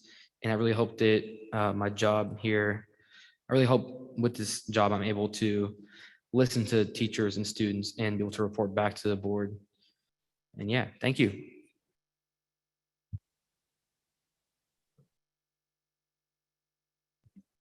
We're glad to have both of you. Thank you very much. We're going to go on now to item B5, which is agenda review and adoption. Dr. Hurst, do you have anything you need to take off of this agenda? Yes, sir. I would like to ask that F1 item be pulled, please. Thank you very much. Board, I see Trustee Reckler's hand up. Mr. Gonzalez-Hoy, do you have anything you need that you want to take off consent or something? I do not, thank you. Okay. Mrs. Reckler? Yes, thank you so much. We had a brief touch base. Are we moving E1, which is the Soskin Bears, to consent, or will that stay? Got it. Mrs. Smith-Folds? I don't have anything, thank you. Mr. Christian? I don't have anything, thank you. Ms. Cole? No, nothing. Mr. Trujillo? I don't have anything, thank you. Okay, so I'm going to ask for a motion to approve this agenda with the following changes. E1 is moved to consent and F1 is no longer on the agenda. Can I have a motion for that, please? President Phillips, I'll move that. Thank you, ma'am. Moved by Reckler. Can I have a second? I would second. Seconded by Gonzalez-Hoy. Now we're on to the vote. Mr. Gonzalez-Hoy? Gonzalez-Hoy, yes. Reckler, yes. Smith-Folds, yes. Christian, yes. Cole? Yes. Trujillo? Trujillo, yes. Phillips, yes. The motion carries. Thank you, everybody. We're going to move on now to item B6, which is approval of Facilities Committee meeting minutes. And I want to give a little context for this one. It's a preview of what's to come in consent, but there were some minutes that were not approved in the Facilities Committee meeting. And since it's highly likely there will not be any more Facilities Committee meetings, that work needed to be memorialized. And so the solution that Dr. Hurst had was, instead of just calling a facilities meeting specifically to approve those minutes, that we would just bring them here. So we didn't have to call another Facilities Committee meeting. So that's the context for this. But that said, can I have a motion to approve these minutes? President Phillips, just a point of order. I believe on the April 2nd meeting, since you were the only person present, you can't approve it, but you could accept it. For April 2nd? Yeah, I think you were the only one there. So everything else, I think you'd be able to approve, but April 2nd, you'd just be able to accept. Okay, so for February 12, March 17, March 14, I'm gonna ask for two motions, okay? So for February 12, March 17, May 14, and June 16. Can I have a motion to approve those minutes? President Phillips, I move to accept the minutes. Okay, we're doing two different things. Sorry, to approve the minutes. Thank you. Can I have a second, please? President Phillips, if I may, a point of order. I believe that since you and Mr. Christian are the only ones that are on the committee, I believe that you two are the ones that need to approve / accept and second. I mean, anybody can move it because it's before the board, but I am looking at Christian asking for a second. So I do hear what you're saying. I was looking over there. Okay, so it's been moved and seconded. And these are approval of the minutes for February 12, March 17, May 14, and June 16. We're gonna do the other one, April 2nd, separately. So let's vote. Mr. Gonzalez-Hoy? Gonzalez-Hoy, yes. Reckler, yes. Smith Folds abstains. Christian, yes. Phillips, sorry. Yes. Trujillo? Yes. Phillips, yes. That motion carries. Thank you very much. Now I'm going to ask for another motion to accept these April 2nd minutes just to memorialize what happened. Mr. Christian, can I have a motion, please? Yes, motion. Okay, so it's moved to accept the April 2nd minutes by Christian. It's seconded by Phillips. Mr. Gonzalez-Hoy? Gonzalez-Hoy, yes. Reckler, yes. Smith Folds abstains. Christian, yes. Ms. Coe? Co, yes. Trujillo, yes. Mr. Trujillo, yes. Phillips, yes. The motion carries. Thank you very much. Okay, now we are on to our consent calendar. Okay, you may recall that one item was moved to consent, and that is the former E1 Betty Reed Soskin Middle School mascot change. Mr. Trujillo and Ms. Coe, we don't discuss the things that are on consent. And it's passed as one item. That's why you see all of that together. So that said, can I have a motion to adopt the consent calendar, which includes former item E1 Betty Reed Soskin? I'm sorry, President Phillips, point of order. I'd like to pull C3, which has a small error in it on classified personnel. What's the error? The error is that Ms. Romo is looking to work in integrated youth support, and that is not correct. She'll stay in business services. Dr. Hirsch, is that? That's accurate. We actually reached out to Trustee Reckler to let her know that. She had asked that question of me. So, yes, the question that Trustee Reckler is asking about Ms. Romo, she is not in integrated youth services. She's actually in business services. So it was a misprint. okay. All right, so board, we actually already approved the consent calendar. We didn't change anything, but I understand that there's a correction. Something in there is incorrect. Just in the future, if you know that there's something that's incorrect,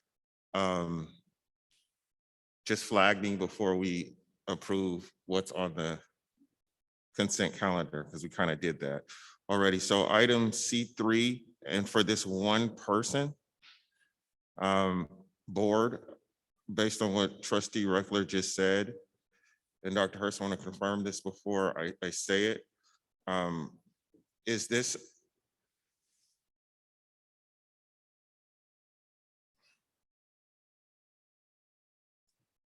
I want to pull that one position, okay? And then we can make the change later on in the meeting, okay? So that one position, everything else is staying other than that one position that Trustee Reckler just mentioned. That will go on to, basically, it will become an action item. Somebody will make the motion with the correct language, and then it'll be done. Okay? Good. Okay. All right. So Trustee Reckler, can you just say that one more time so we have a record of, so I catch what I'm pulling off? Yeah, and I apologize for that. There's a lot moving tonight, so it's a little hard to, we're all learning again. So what the correction would be is that Miss Margarita Romo she was the auditor. She's moving to charter, and it is in business services. Okay.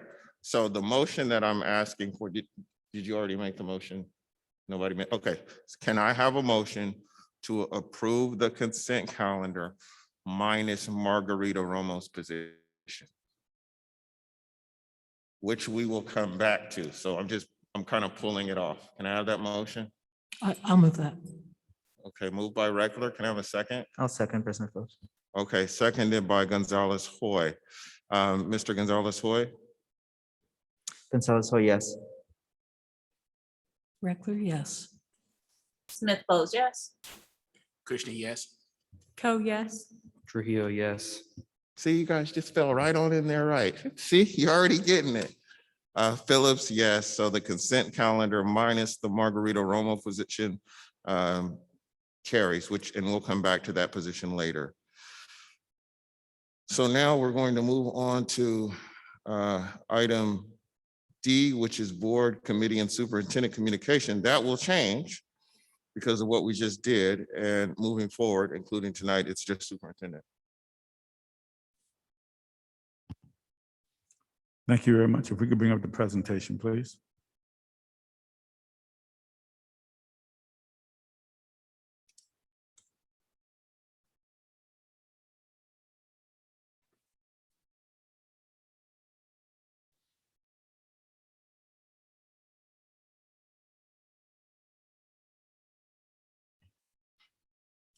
So good evening, board, and to the community. We wanted to first take the opportunity to thank all of our employees across the district who have worked extremely hard throughout this summer, also all the way up to the first day of school, and successfully getting 100% of our adults and our students back. What a tremendous feat. I know all of you are working hard. I know a lot of people are tired, but I just wanted to take the opportunity to commend you for your hard work and efforts. Thank you so much. I also wanted to share my first week and 3 days of the school year spent visiting you and seeing what's happening in our schools. And here's an example of what's happening. Kids are in class. They're interacting with one another, they're socializing, they're having fun, they're talking to one another. When I talk to teachers, they're excited genuinely to have students back. When I talk to students, they are happy to be back in class as well. So again, thank you all employees for your hard work. You deserve it. I also wanted to share with you, if you can go to the next slide, we want to recognize those who have passed. So in memory of, the district would like to take time to recognize the contributions of members of our school community who have passed away. Our thoughts go out to the family and friends and the loss of their loved one. Next slide, please. Michael Giovannini, retired Michael Giovannini passed away. Mr. Giovannini was a teacher and counselor for over 30 years. He began in 1974 as a teacher at Richmond High School and ended his career as a counselor in 2012 at Helms Middle School. So in memory of Mr. Giovannini. So part of the superintendent report, we have several things that we're going to share with the community, and it's broken down by department. So each one of my department chiefs will be speaking about the opening and what's been happening with the opening. So I'll start off with the equity assessment. The board approved equity audit analysis to be conducted in our district. So I wanted to share with you that that is way underway. We've actually received a lot of data from them on all of our schools. They started to have informal cabinet interviews with the executive cabinet, and they're starting to dig down into every single department, and they're really looking into our human resources department as well. And as I've shared with the community and with the board before, their job is to really dig into every area that we're asking them to in every department and see where the gaps are in our organization. We also have had the opportunity, the board approved the redesign and rebuild of 3 schools, starting with Kennedy, Richmond, and Stage Elementary. And right now we're having conversations about what the design process will look like. And we have drafted our first draft of a design template that will be going to the board. And once the board looks at it, we'll be sharing that with the public. We also want to share with you that the equity audit personnel have started scheduling meetings with our principals. And what they're really doing is having detailed conversations with our principals, and again, listening to them and uncovering gaps. We also are planning for virtual stakeholder groups. So we've supplied them with a list of internal and external stakeholders. They're right now scheduling those meetings with all of those stakeholders to listen to those stakeholders and to find out what the gaps are from their perspective. We want to make sure that everyone has the opportunity to participate in the equity analysis process. So the organization will also be sending out a Google survey that will begin September the 20th, and that will be for every stakeholder that we don't have the opportunity to sit they don't have the opportunity to sit face-to-face down with. Wanted to introduce to you 2 of the members that's really digging into the assessments and really going into HR first, human resources. That's LaFay Platter and Cheryl Hiblin. So I wanted to provide you with an update on that because I shared that when I first came on board. And I wanted to just announce that that is way underway. Next slide. We also wanted to share with you that there's been some questions around 3 of our schools. And we've heard some community members talk about some principals that have temporary principals in the spots. So we wanted to share with you that we're interviewing those positions this week.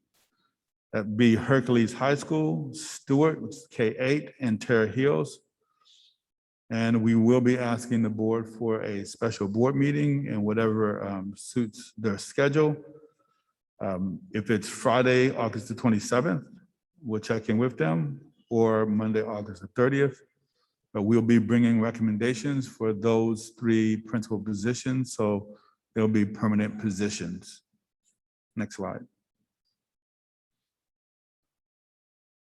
I'm gonna pause for a second.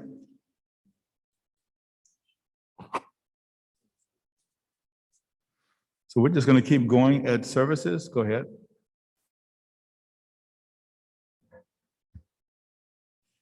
Good evening.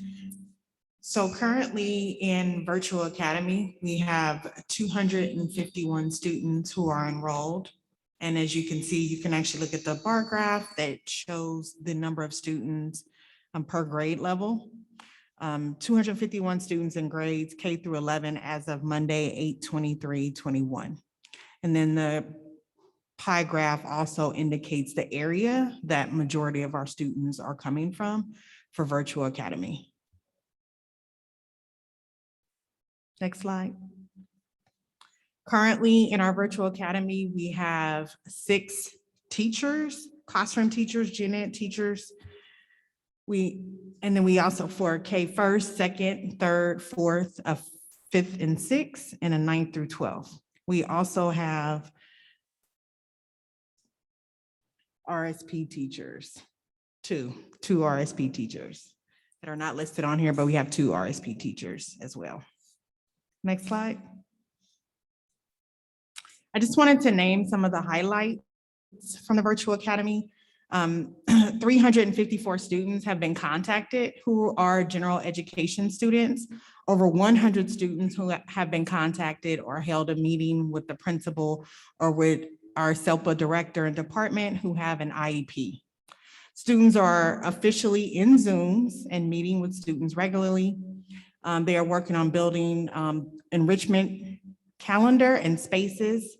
Students will be assigned a daily reading log and a PE log. Students will be offered enrichment classes and activities at a slower pace. Students will have daily ELA and math, self-paced science and social lessons on Nearpod, which they just received their Nearpods. There will be another orientation next week to move more families off the wait list. The website is up and available for families, which is listed here on the slide deck. Technology that has been purchased for Virtual Academy includes Scholastic, BrainPop Junior, iExcel, Accelerated Reader, RazKids, Star Reading, and Math.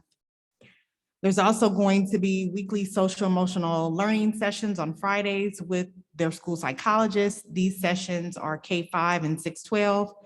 I actually had the opportunity to attend one the other day, which was yoga, watch the yoga. Next slide.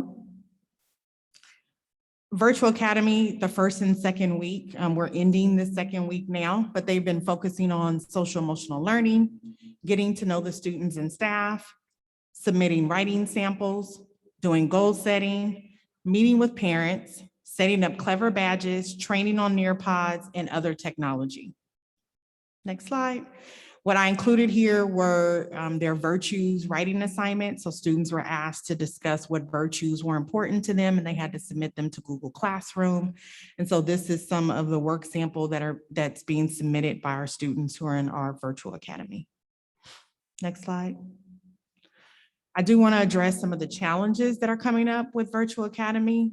As we know, there are some. One is that the school was originally designed for 3 teachers and 75 students. With AB 130 changes and 100% return to school, there was a higher demand. They're currently understaffed with 4 new hires that are currently being onboarded. Classes are still being balanced. Currently, enrollment, we are asking to be capped at 350. We have space currently for 99 more students if we cap at 350, and we currently still have 300 students on the list. There will be a meeting next week for the 99 parents, and then enrollment will be closed. The other students will remain on the wait list as we resolve the staffing shortage. As teachers become available, we will look at increasing enrollment beyond 350.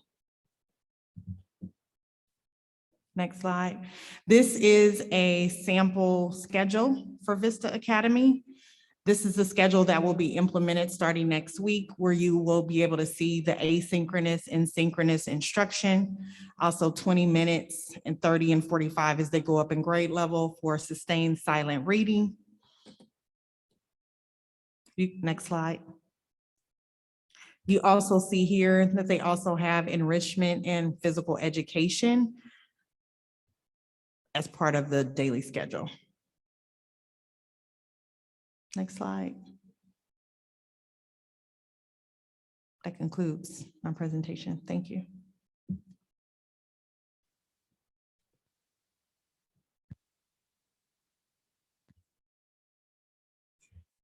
Good evening. Next slide. So we are very excited to have students back on campus. All services for students are occurring in person according to their IEPs, which is an increase from last year with distance learning. We have been excited to see a number of our students who have traditionally been chronically absent from school back and regularly attending. Teachers are welcoming students and families back through a welcome back letter, introducing themselves and their classroom staff, and are following up individually with families as needed. We are moving forward with IEPs. At this time, we are primarily working with virtual IEPs. However, parents may request IEP meetings to be held in person. They would be asked to comply with the site's visitor policy if they are going to be on campus. We are also moving forward with special education assessments at this time. We are aware that some of our students may not be able to wear masks due to medical exemptions. There is a process in place where the school site works with the family and the student and the classroom staff to create safe conditions within the classroom for students who are unable to wear masks. And we have specialized PPE available to those classroom staff. Our transportation started on the first day of school with 120 routes, serving 800 students. Next slide. We have been fortunate in the current conditions to have the vast majority of our special education staff on campus. We are continuing to recruit 3 deaf and hard of hearing teachers. But one of the real shining stars of the special education program is our collaborative residency program with Cal State East Bay, through which we have 15 teachers in training that are in our classrooms. They come from our local communities and often have been paraprofessionals within the program previously. And so they are supporting a number of our classrooms. We do currently have a number of paraprofessional openings. Some of this is due to the fact that we have increased our base paraprofessional staffing in our self-contained classrooms to 2 full-time paraprofessionals.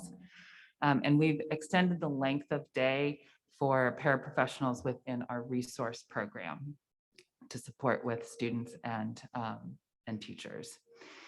Currently, in order to support with the openings, we are carefully prioritizing our highest need students in classrooms and do have staff, paraprofessional staff available to support as needed. Another shift that we've made this year is to increase the number of school psychologists on our sites.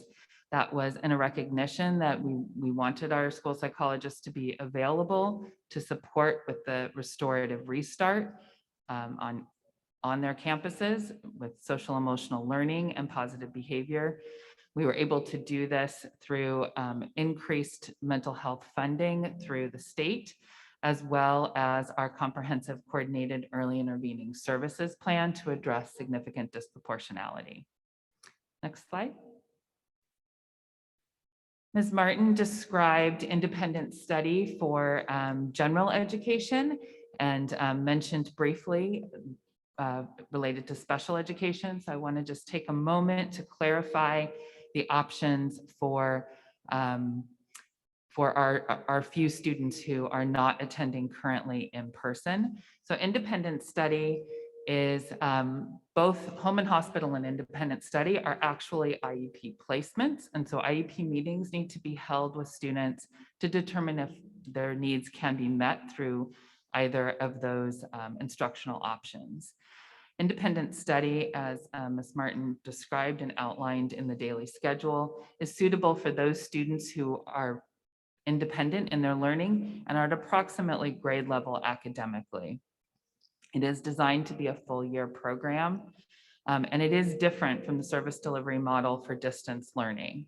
So those decisions for students with IEPs and specialized learning needs are very careful, and so our department is reaching out to every family. We've contacted over 115 families, as Ms. Martin noted. Approximately 46 families, after hearing what independent study is, have decided that that is not appropriate for their students. We've moved forward to hold IEP meetings for 28 students who previously were in our resource program or in full inclusion, and another 9 students who receive speech services. Students in self-contained classrooms, we are moving forward to hold IEP meetings with their teams at their school sites to understand what their learning needs are and to support families in participating in a process to determine if independent study may meet their students' needs.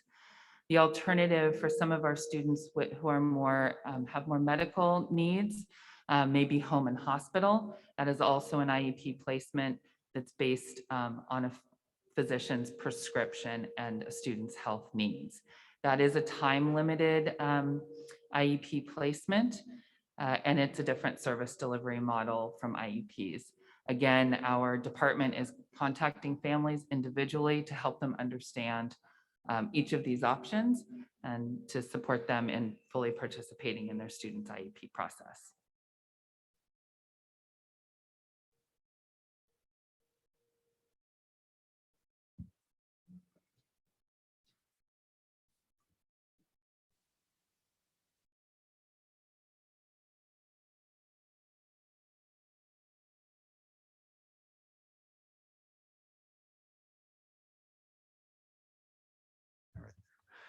Okay, so I'm going to quickly go over a couple things. Over the length of the pandemic, we were able to serve the community over 25 million meals. And we are very pleased that the state of California is ensuring that all students will receive breakfast and lunch on campus every day. So there is no need for the lunch application. However, all of our funding for our at-risk students and all of our different LCAP does still come from doing the multi-income purpose form. It's still very important. So we're asking that even if you would not normally receive free lunch, please make sure that you do complete the form. Every dollar does matter, especially as we're trying to hire additional staff and provide every service possible. So you'll be getting contacted if you have not already filled that out. We're really asking that all families make sure they complete that, especially now that the concentration grant has increased to 65% of the base grant. It used to only be 50%. So that additional money goes directly to our most needy students. We are currently 70% unduplicated count. So that means that that's 15% of our students that will receive it. If those numbers go down, we lose financial dollars. So it's really important that everyone does that. Next slide. The second thing that we always monitor is enrollment and attendance. We're going to continue to remind students and adults that if you're showing any symptom whatsoever, we do not want you to come to school and continue to be sick. But otherwise, we do want everyone at school. You can see that our enrollment is down. Pre-pandemic, we were at 28,000. At the end of last year, we were down to 27,100.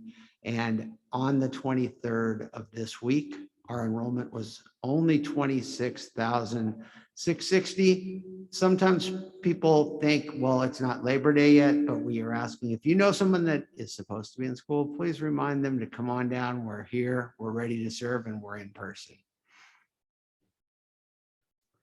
And I think that's it for finance. And so our tiered approach, we will continue our outreach, focusing on canvassing to make sure that we find everyone that is out there. We're going to continue with our restorative restart. The outreach, we're asking teachers to continue to focus on students to get brought in, and we'll continue to focus on those 1,700 students who have not yet returned to try to get everyone back into our campuses.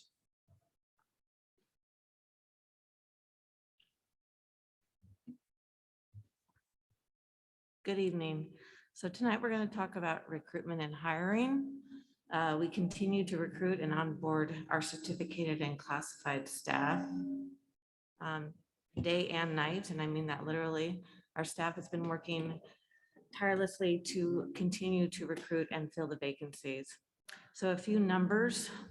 We have hired 234 certificated staff members since May of 2021. Just 3 short months. We have 22 offers pending or onboarding. That means that we've extended an offer based on an initial qualification. They may not accept that offer. And then onboarding, we are reviewing for credential and qualifications in more detail as we get them processed with fingerprinting in the CTC. When we opened, we had 51 vacancies. Every day that number changed. We could fill a vacancy and then have someone retire the same day. We have an average daily absences of our staff, certificated staff, about 62 a day. And then we have over 40 long-term leave of absences. So that adds to the number of teachers that we needed to fill. So a little bit more on that, sorry, the next slide.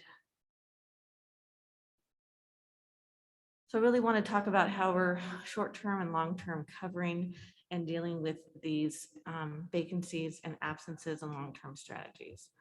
Currently, we have central office staff and teachers on special assignment that are covering the vacancies that we can. We are reaching out to our retirees, both as a part-time contract or substituting. We are hiring substitute teachers. We updated our rates in July, and we are providing training to our new substitutes. So we're trying to get those substitute teachers that can cover. In July, we also did incentive and retention bonuses for our new hires. We're connecting to universities and continuing current partnerships and establishing long-term partnerships to recruit and train the teachers. Both we had meetings yesterday with USF and Cal State East Bay. We are continuing to post on EdJoin, Indeed, and using social media to get the word out there. One of the biggest things is just when we look at how hiring is from the beginning of the process.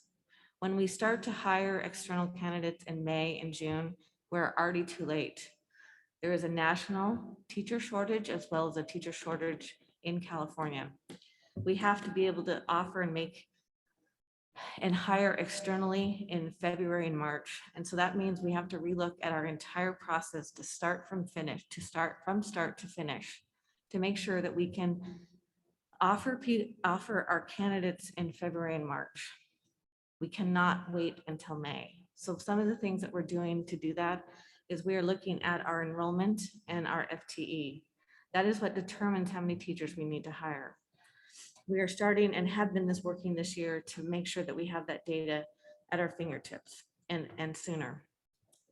We also need to make sure that our transfer process that's outlined in the contract allows us to do the transfer process quicker and earlier so that we can then extend offers to external candidates. Candidates don't want to be hired into a pool. They want to be hired at a site knowing where they're going to be. So we need to be able to have that information. We need to have a better online process and technology to make sure that we are tracking our qualified candidates and we know every single day where they are in the process. Our job fairs were difficult this year when they're virtual. When you're at a job fair in person, you're able to go and meet people, talk to people, and get them to come to your table. Virtual, they had to come to you. So that made it difficult. These are just some of the things that we know we need to do in order to make sure that we have all vacancies filled, and we will continue to work to make sure that that happens. But without change, we will continue to have issues with filling the vacancies. In terms of the vacancies that were discussed today and what we had a in staffing committee meeting that we looked at enrollment, and we will be able to cover a lot of the vacancies that are currently existing by shifting our staff. Those changes will start happening tomorrow and the conversations will start happening tomorrow to make sure that we can cover a majority of those vacancies, but we will continue to recruit both teachers and substitutes. Thank you.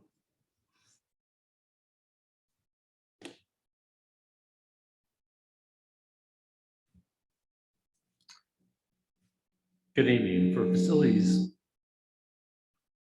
if we got the feedback fixed. There we go. Good evening. For facilities and reopening, want to retouch the base on air circulation and air quality. So there's been a lot of questions around what are we doing in our classrooms and how are we filtering our air. So many of our schools have what we call forced air systems that have positive ventilation to the classrooms, and we have installed BER 13 filters in those rooms, which is aligned with CDHP guidelines. For our schools that either lack windows or lack a forced air system, we have installed HEPA filters in those rooms in order to create the filtration that's needed. We've increased run times on our HVAC systems This is a recommendation from CDHP to bring fresh air in early and to purge the classrooms after school. We're currently running about 12 hours a day on our systems from 6 a.m. to 6 p.m. We're currently partnering with IQ Air. They're providing filters for our schools in our low-income areas. They're providing CO2 monitors. We're in the process of surveying schools now. They're currently installing filters in Nystrom. We're looking at Dover Downer and several other schools. We continue to work with our staff on cleaning protocols and supplies. We're maintaining PPE supplies at our school sites. Our warehouse has been doing a great job of getting those supplies out. We continue to maintain the signage and safety protocols across our sites. And we're continuing to support the COVID response team and cleaning efforts on confirmed cases where deep cleaning is needed and disinfection across the district. Next slide, please. As air quality and power outages is always at the forefront for us this time of year with the fires. We only know smoke all too well over the fires we've had several years ago and how that impacts our classrooms. And the board has adopted a guideline which we follow, which is pretty much standard across the industry with our guidelines. So we monitor our air quality with the Bay Area Air Quality Management District. We report early and often within our staff and communicate that out through our communications department when we know that we're either going to have a smoke day or a power outage if we know early on. We do follow the guidelines. You can see that we do have the moderate, unhealthy, and very unhealthy air standards. Our communications department has been very supportive in making sure that we get the communications out early and often so folks know if we're going to have a closure and or if there's an outage reported during the day. So just wanted to share those guidelines as well. Next slide.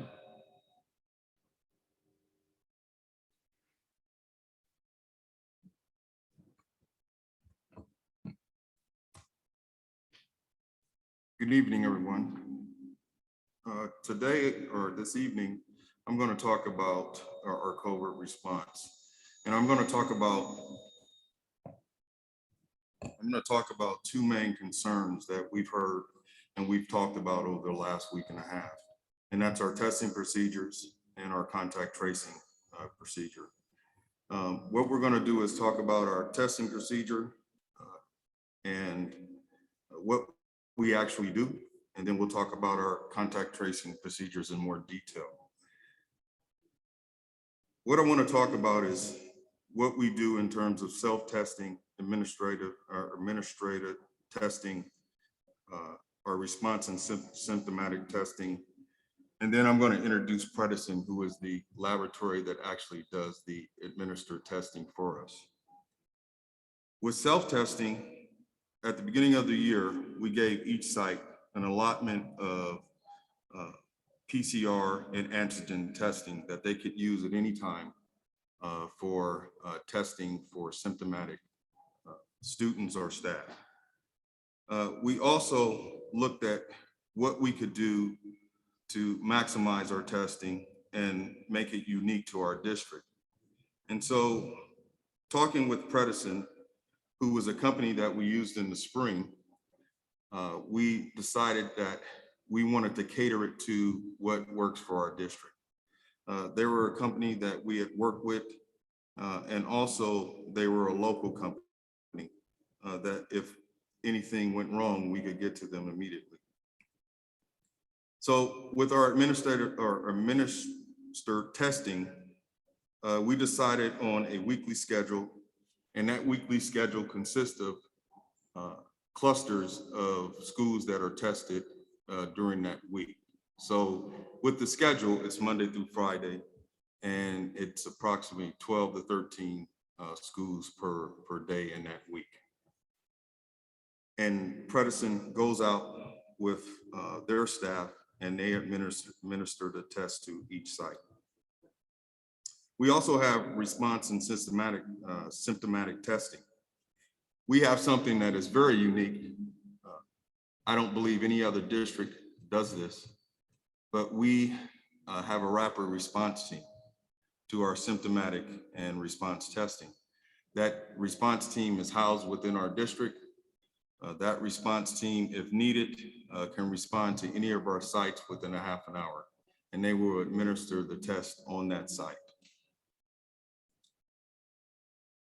So when you look at these procedures, it's something that no other district is doing. I think it's unique in the fact that we not only have administered testing, but we also have self-testing if needed. But we wanted to make it where we could respond in a multitude of different ways. So with that being said, I actually have Predison Laboratories here tonight. We have their Vice President of Operations, Harvey Singh, and the founder, Winston Coe, who will talk about, next slide, please, who will talk about the registration process for online and in-person, security and privacy laws, their portal access, notifications to staff, students, and site leaders, and how we do our universal district testing, and then staff contact. So they're project managers who a site can contact when needed. So without further ado, I want to have Harvey Singh talk about the items that I just mentioned. Thank you, Michael. Again, thank you, board, for having us here. Good evening. Thank you, Dr. Hurst, board members and student board members. I actually was a student board member for my district, so it's nice to see you guys here. So I guess we'll talk about I know we had a few concerns about the registration process. So in talking with Michael and some of the concerns that the parents had, we did a change to our format here for this district. We provided one form, it's called a long form test requisition form registration. So the individuals would just complete this form one time, and they'd be in our system, in our EMR system, and would be able to pull them up.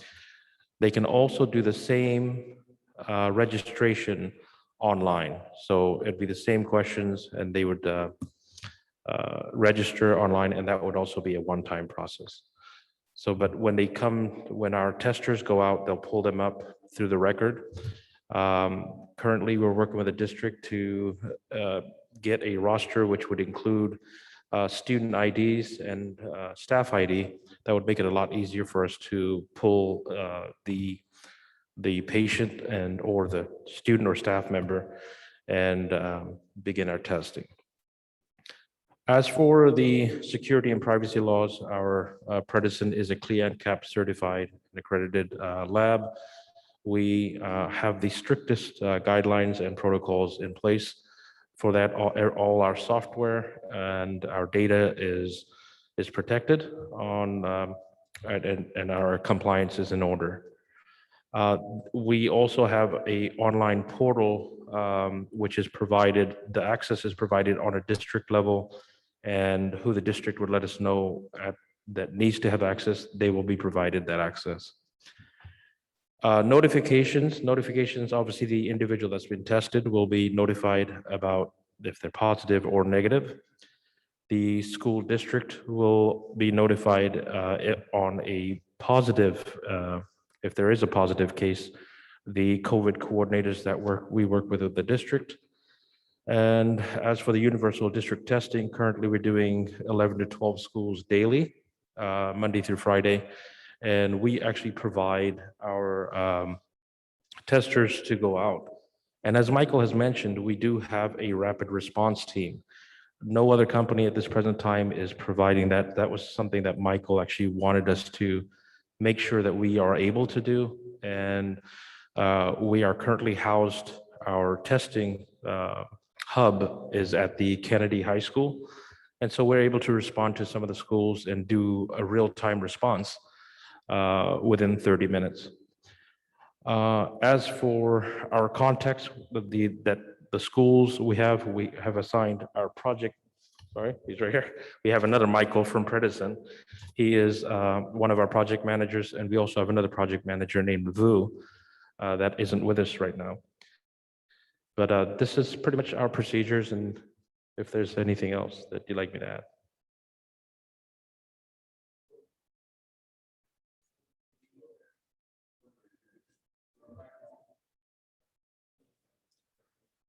Mr. Booker, your microphone.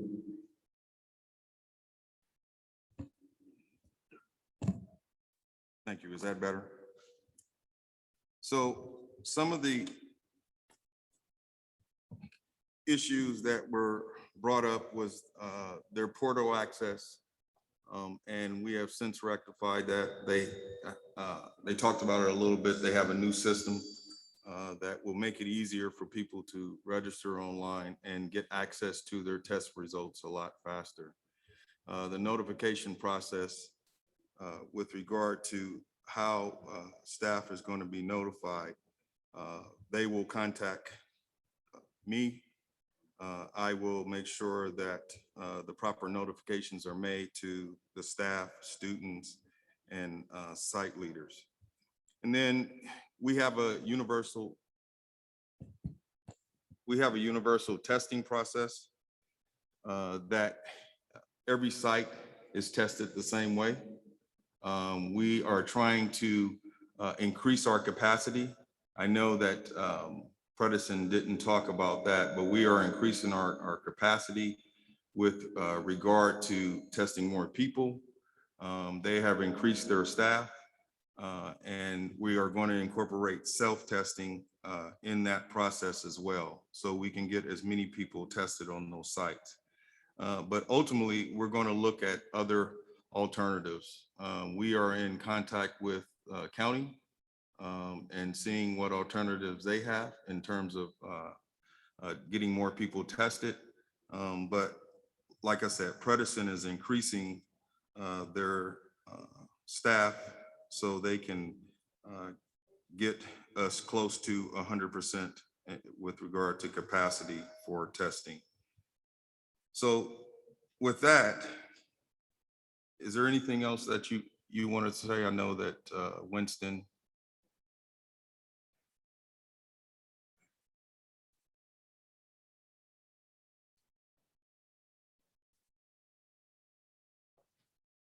Yeah, so as students have started to get registered, we are seeing the numbers pick up in regards to the testing. They have tripled over since last week. So currently we've provided about, today, I believe it was about 1,300 tests that were completed. So each day the numbers are going up on the testing.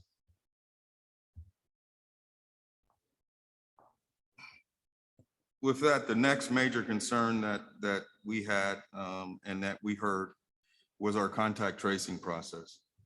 And what we currently have now is we do our own contact tracing within our district. The county is giving information for anybody outside of our district, and the county public health will contact those people on a schedule that they dictate.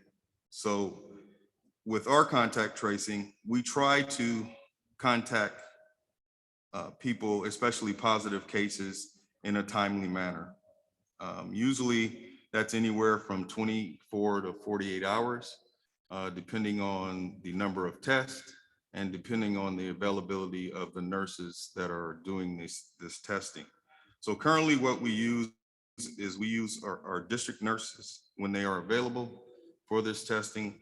But we also just signed a contract with Maxim, and I onboarded these nurses Monday, gave them the orientation, and they started working yesterday, and that was 8 additional nurses that assist with our contact tracing. We also are looking at 3 additional nurses, and once they have received the training, they will be working with the current nurses to expedite our contract tracing process. What I want to talk about though is our positive case response. So we have 3 responses that we look at in any case. There's a 4th one, but that would be considered an outbreak, and the superintendent with collaboration from the county makes a decision on what we're going to do with schools or the district. So with positive cases, if we get a positive case and it's on site, what we do is we immediately isolate that person at one of the isolation spaces within the school.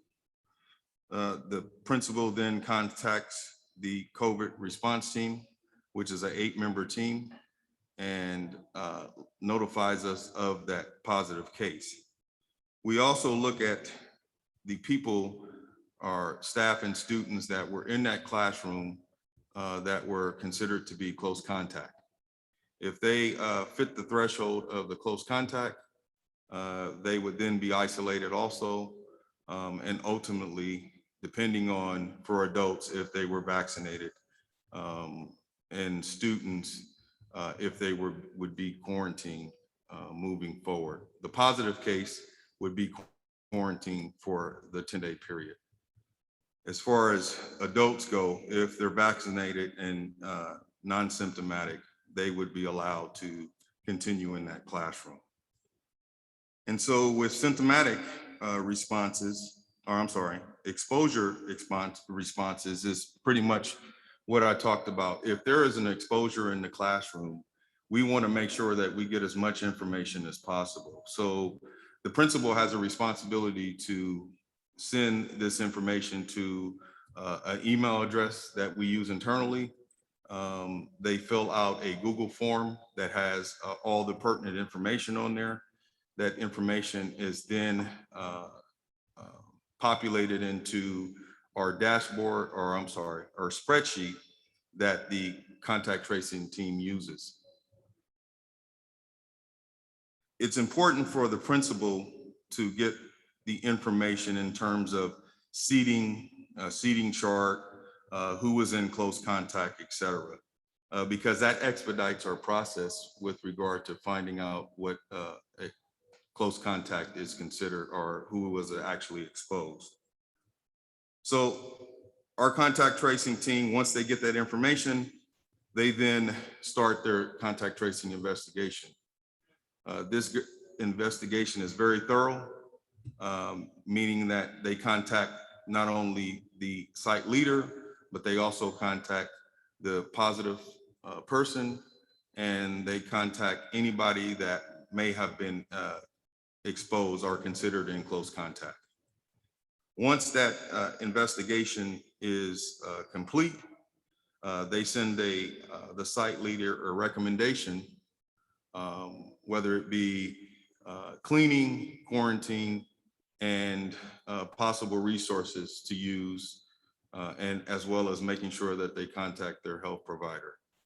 And that information is sent along with the appropriate letter, whether it's for exposure or for positive cases. That letter is sent where the principal completes it, and that letter is sent out to the school community. During this process, our site leaders, based on the information that they're getting from the contact tracing team, will contact the people that have been most affected on their site. So we've looked at better ways to do that.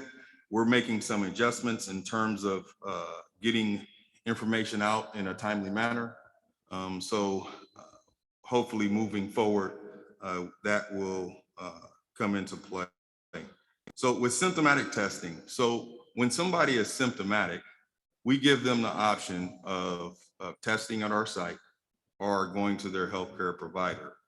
That symptomatic person is treated like a positive case. So they are isolated and sent home based on their symptoms. We do not report that as a positive case until we get a confirmed positive, meaning that they have a test, PCR or antigen test, that shows that they are positive. So that would not be reported as a positive case.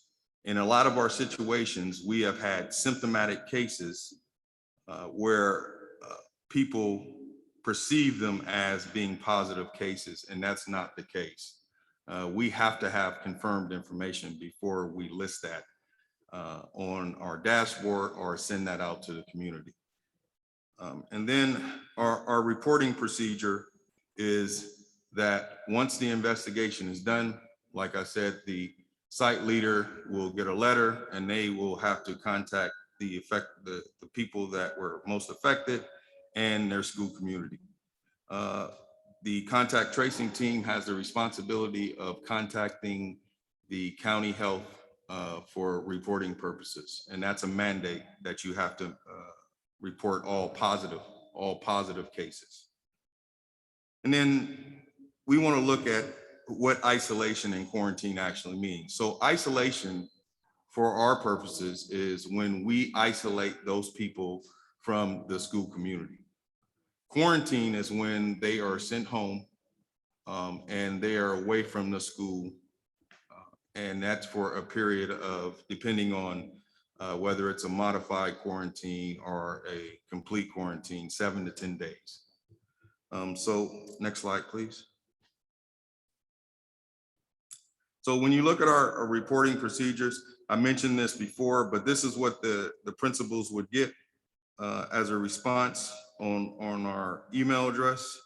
They go to a Google form, and that Google form is filled out with all the information that is pertinent to contact tracing.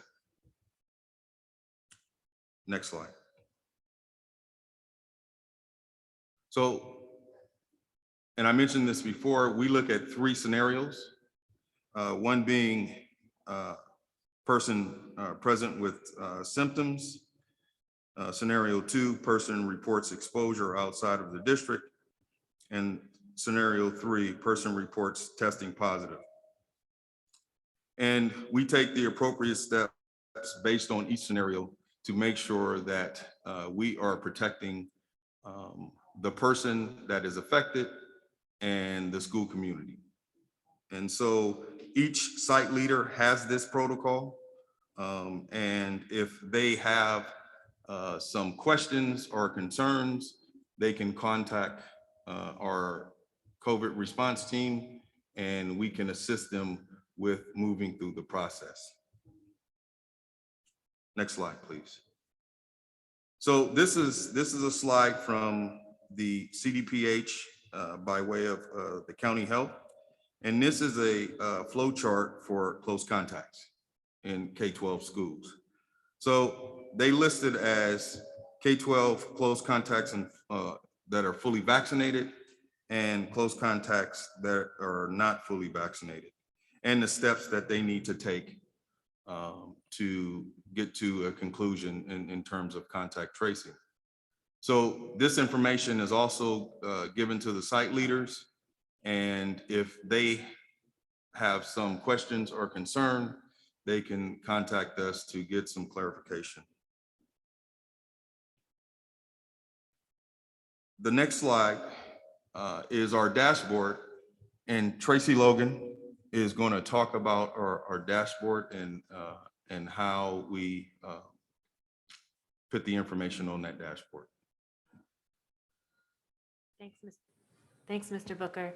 So our dashboard, it's important to know that most districts have dashboards, and the way the dashboard is constructed and the information that they present is slightly different from district to district. So one of the pieces that we are working on doing is adding an FAQ that will help explain in better detail what information is being presented versus not presented. So currently our dashboard is updated on Mondays, and it reflects the data, confirmed positive cases on site for students and staff for the week prior. So when you go to our website now, you will see those numbers, a total of 18 cases across all of our district sites for last week. Please know that that means if there is a confirmed positive case today, that will not show up on our dashboard until Monday, based on how we are currently updating. The other thing I wanted to note is that our dashboard contains a breakdown by site of both student and staff cases and an overall percentage of vaccinated staff. So we currently have 75% of our staff who've reported their vaccination status, 93% of which are fully vaccinated. I also want to point out and thank all of the callers and the emails that we've received about questions on the dashboard. we take very seriously communicating clearly and transparently what it is that we're doing. And we're collecting all of that input and feedback and taking it back as a team to see how we can continue to make improvements, to share information with you so that you know what's happening, and to continue to build trust and instill faith in our process, that our students and our staff are being taken care of and are safe. Thank you. So I just want to conclude and say that with any plan, plans change. And so we are mindful of the complaints that we have heard and some of the concerns, and we have made that adjustment. We are also mindful of what CDPH has put out, as well as the county health. And we are looking at ways to improve our process. And in some ways, from last week, we have made improvements, but there are things that we definitely need to improve upon. And we think that we have addressed that. As far as the principals are concerned, we have an operational meeting with those principals every Friday to talk about better ways of doing testing and contact tracing. So with that, I want to conclude my presentation. And to the board, this concludes our superintendent's report.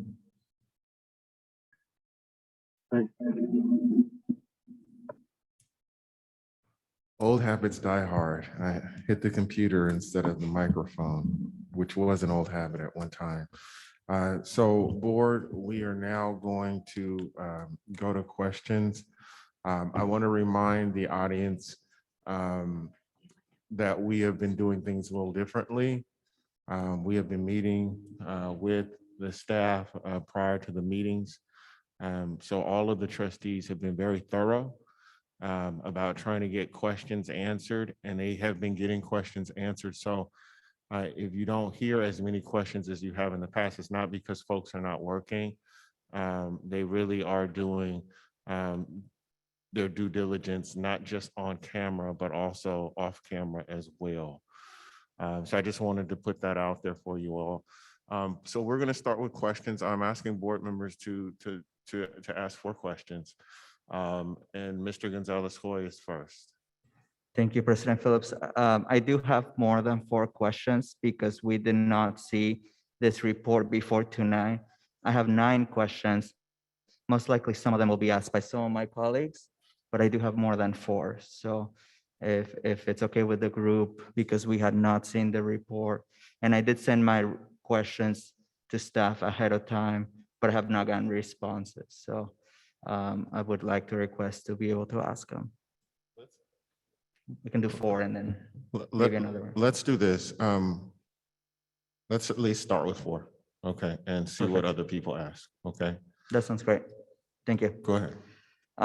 First, thank you, staff, for your presentation and all your work. I just want to start with that because I know that all of you probably are needing quite a bit of sleep, so I appreciate you very much. Most of my questions are for Mr. Booker, so I just want to give you a heads up, Mr. Booker.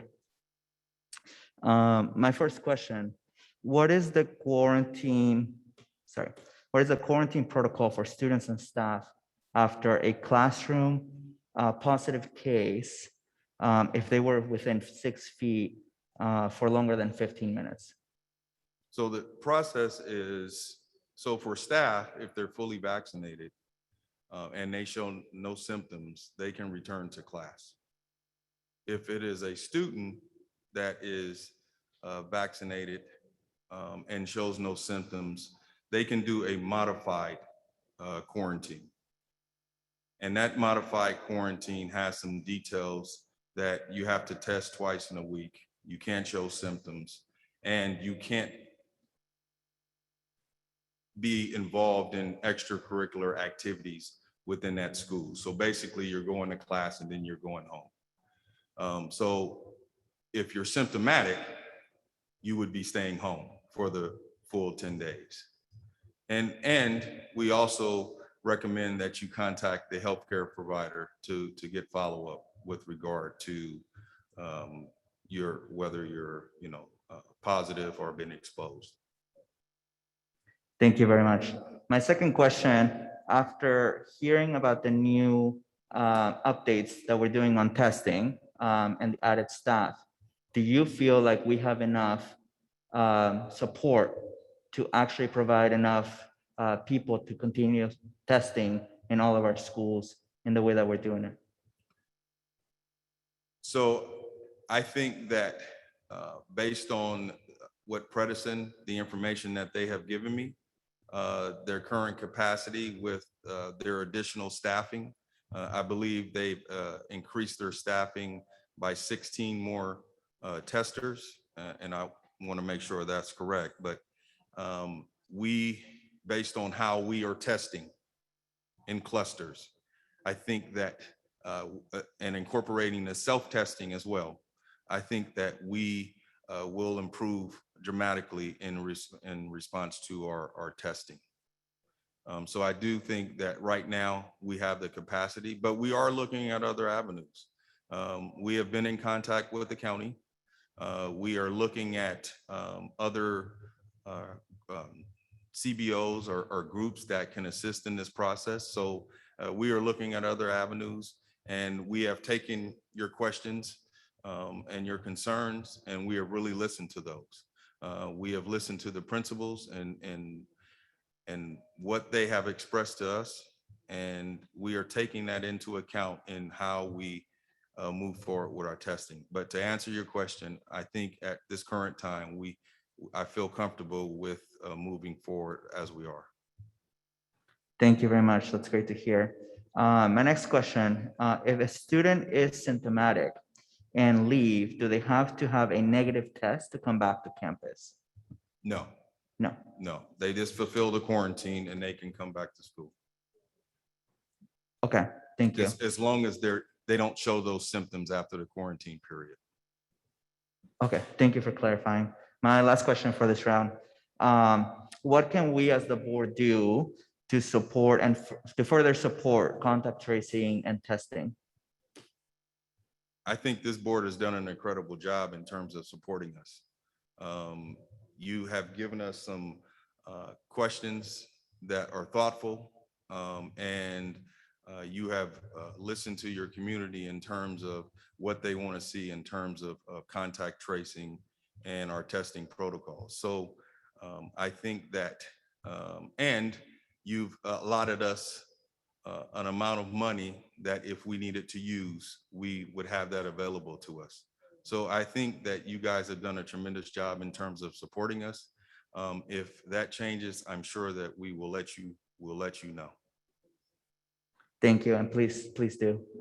President Phillips, that is my last question for this round. Thank you.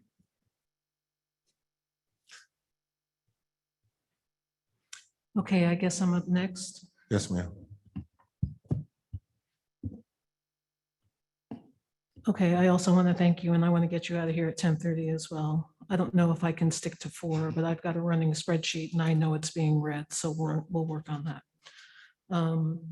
So my first question is, with the testing data, how do you plan to use it to inform health and safety practice? So you're reporting 18 cases, but I don't really know what that means. Is it good? Is it bad? Are we doing a great job? Are our numbers terrible? So what kind of a standard will those be compared to inform safety? So we look at a few different things. I think first we look at the site, and then we look at how we're doing as a district, and then we look at, or we compare to what's going on in the county. So with those numbers, we base our safety procedures off of the information that we're getting. So for example, if we have a number of cases, and I'm just throwing out a number, if we have 10 cases at one school, we're going to look at what procedures we're doing or not doing to make sure that we can minimize those numbers. And that may require that we need to look at the procedures and if the school is actually following through with those procedures. And then we will look at our testing cadence. We may require that there be more than once a week testing. I don't think that we're there yet, but those would be some of the things that we would look at to, numbers are important, but they don't tell the whole story.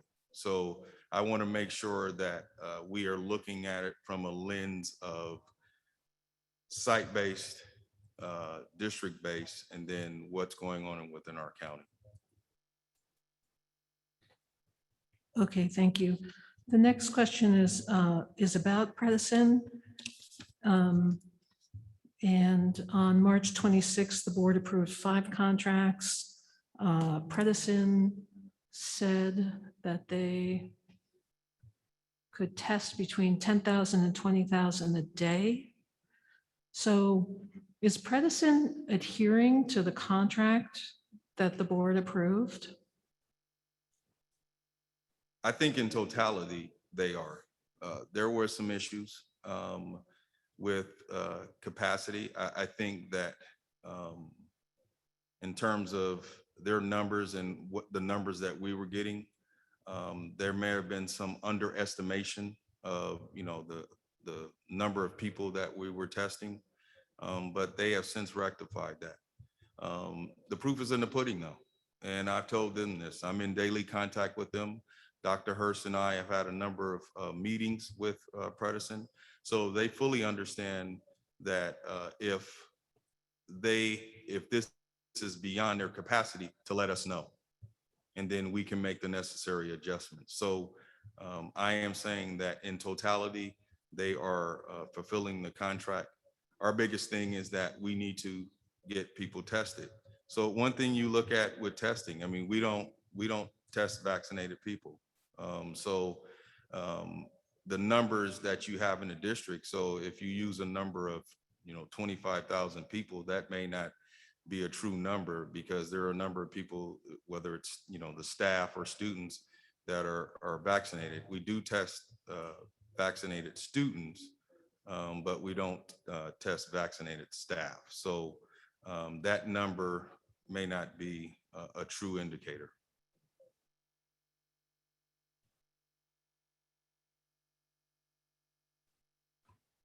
The next question, I believe, is probably going to be for Dr. Hurst, and that has to do with the FDA's moving of the Pfizer vaccine to off the emergency authorization list.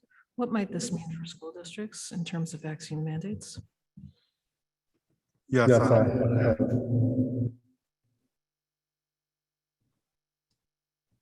I actually began a conversation with our staff about this. I think there's an echo. Somebody else has their mic on. We had a conversation with our staff about this topic, and I had a conversation also with at least a couple of board trustees, and we started looking into the direction of vaccination. And since we know it's FDA approved, we know that it's potentially coming and that it will come. So we've started looking at Culver City, which is where it's really happening, Culver City. We have a meeting with our superintendent. Thank you. We have a meeting with the superintendent of Culver City as well. We have our tech person touching bases with the tech person in Culver City and looking at the survey that they did with the community. We have HR as well that's going to connect with their HR. So we're gearing up for it. So that's what it really means. And again, I'm not sure that with all the board members, but that is the direction that we're strongly considering and moving toward.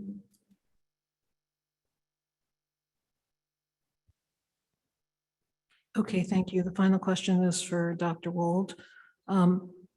Do we have any shortages of ESSER funds to fill any gaps or buy stuff for financially with ESSER? Where are we? So we maintained a budget of ESSER for required PPE and testing and any of the required safety measures. So this is one-time funds depending on a specific measure. We don't have ongoing funds for ongoing services, but for one-time things, we do have ESSER funds to ensure that we'll continue to have PPE and the necessary testing protocols followed. So to be clear, if staff came to the board and said, we need X one time to hold us over, tie us over, whatever they need, are funds available? Yes, there are funds available. We've already added for the contact tracing, and as we've had to buy other air filters and other pieces, we've been able to make those purchases immediately. Okay, thank you. That's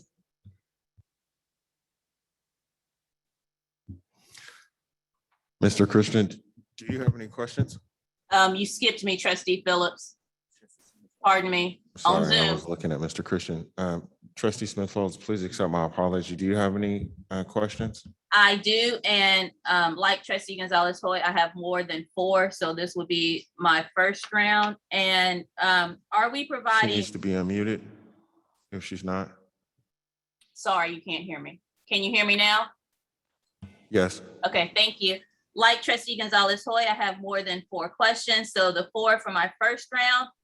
Is the district providing water bottles, refillable water bottles to sites because the water has been cut off? Are we providing refillable water bottles to our sites? The district is currently not providing refillable water bottles to the sites. We are providing bottled water for those sites that do not have bottle fillers on site. They are being offered, I believe, within the food program for the breakfast and the lunch in secondary schools as well. Does every school campus have an isolation room? And is there a master list that has the numbers that those rooms are located?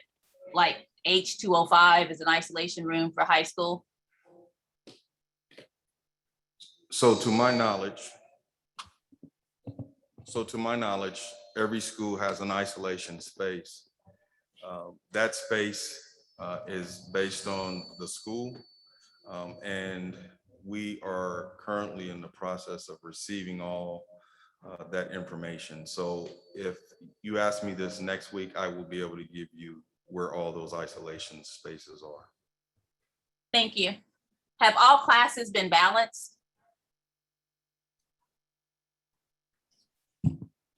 So we are still in the process of doing balancing. Today, we spent almost 5 hours and did the first round. It is still early in the cycle. We'll continue to be meeting every other day, working on the balancing, but no, they are not completely balanced yet. My last question for this round, how much PPE did we go through week 1? I don't believe we have a count of that. School sites were provided with an ample supply of PPE on site, so we don't have a count of what they actually burn through. But when they do go through that PPE, we have plenty within the warehouse to send out to the school sites. Thank you. That was the last question for this round. Mr. Christian, questions? Yes, thank you. My first question would be, and this is pertaining to the air filters. Okay, my question is, when the weather changes, when it starts raining and getting cold, you know, will our systems be working properly on the inside at all of our schools? So it is our goal, and that we continue to maintain our systems in operational condition, whether it's cold or hot outside. Our staff is working every day diligently to service units as they're reported to us that may be offline. But as we know it, we are very diligent trying to get out to these sites, and we prioritize those needs. And just to point out, with the mercury filters we have installed, CDHP does recognize that as a very high quality filter, even if the windows needed to be shut. With a combination of that, it does provide ample filtering for both COVID and for smoke.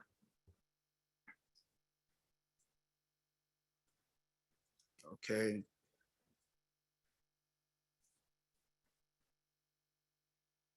And the next one will be, and I know we're still in the fire, you know, and I know that way the weather pattern and a lot of stuff still happening, and we still, you know, when that happened, you know, it affected us last time. And so are we prepared for this time? I believe we are. As I pointed out in my presentation earlier, we are following the guidelines that were established by the board in 2020. We are monitoring with one exception where the rates get above 100. We do recognize we will be closing windows, but because of the filtration, we believe that we meet that requirement between 100 and 150. All right, that's all I have right now. Ms. Coe, do you have any questions? Yeah, so regarding COVID exposure and someone who is being isolated or quarantined, how are students ensured protection regarding their assignments, whether or not it applies to their grades or attendance?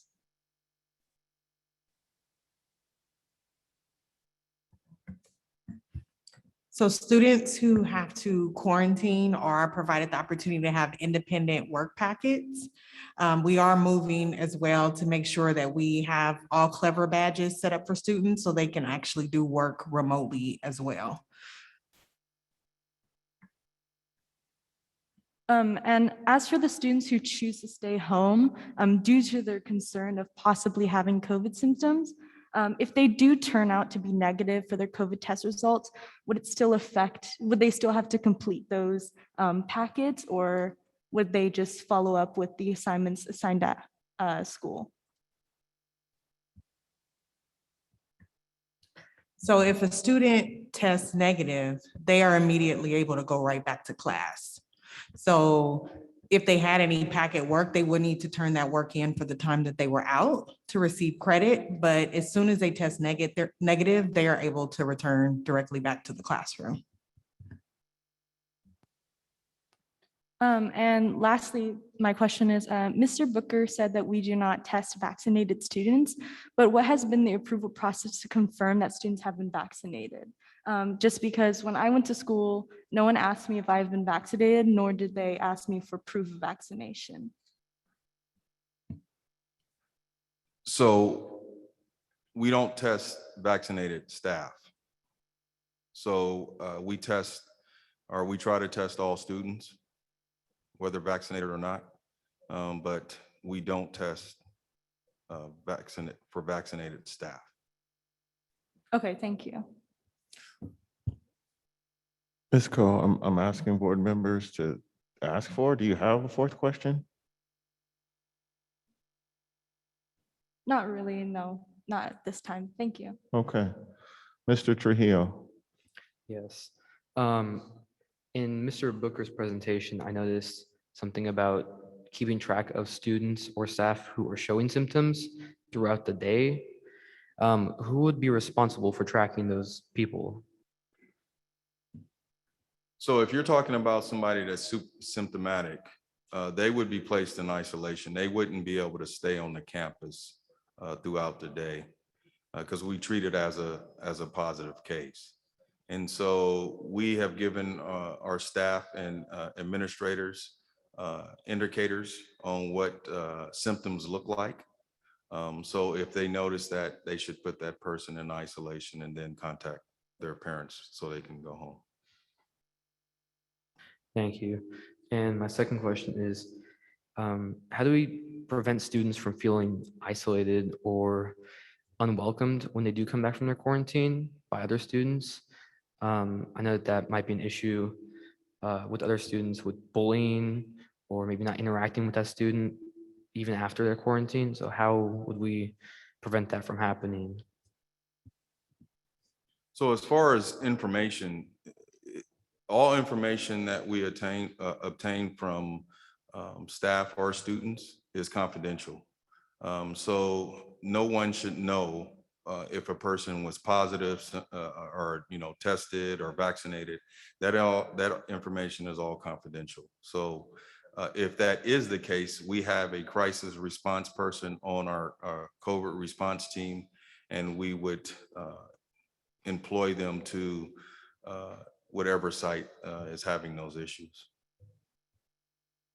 Thank you.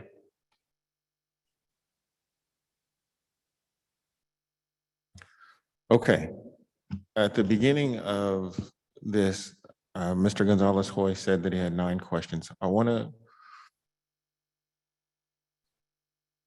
give some context and some logistics. So there are 5 of us, right? Normally, that's 20 questions apiece. We now have 2 student board members who also are able to ask questions, who also will participate in all of the discussion. That's 28 questions apiece, because I will give them the same amount of questions as everybody in this room, the regular board members. So that means there's 28 questions that can be asked. And that's 28 questions for every single item. That's a lot of questions.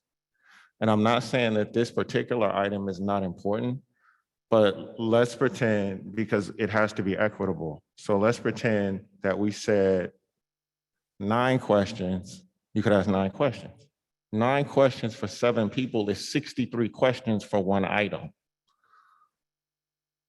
So I'm not trying to, and I know some people think that I'm trying to stop voice, and I'm really not. But what I'm trying to share with people is you can't ask 63 questions for an item and actually get out of your meeting at any kind of efficient time.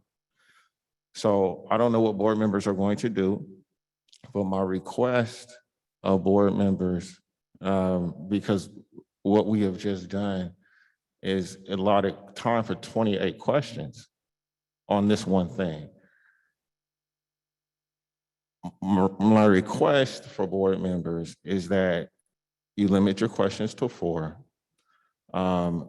Hopefully what happened is that some of your questions weren't answered or asked by other trustees, but any additional questions that you have, if you would not mind just submitting them to the superintendent, and the superintendent responds to those questions and actually sends the response to the entire board, that would be greatly appreciated, because and it's not me trying to stop voice, but if you just do the math on these questions, we cannot have an efficient meeting doing this. So my request is for folks to ask for questions and send their questions to the superintendent.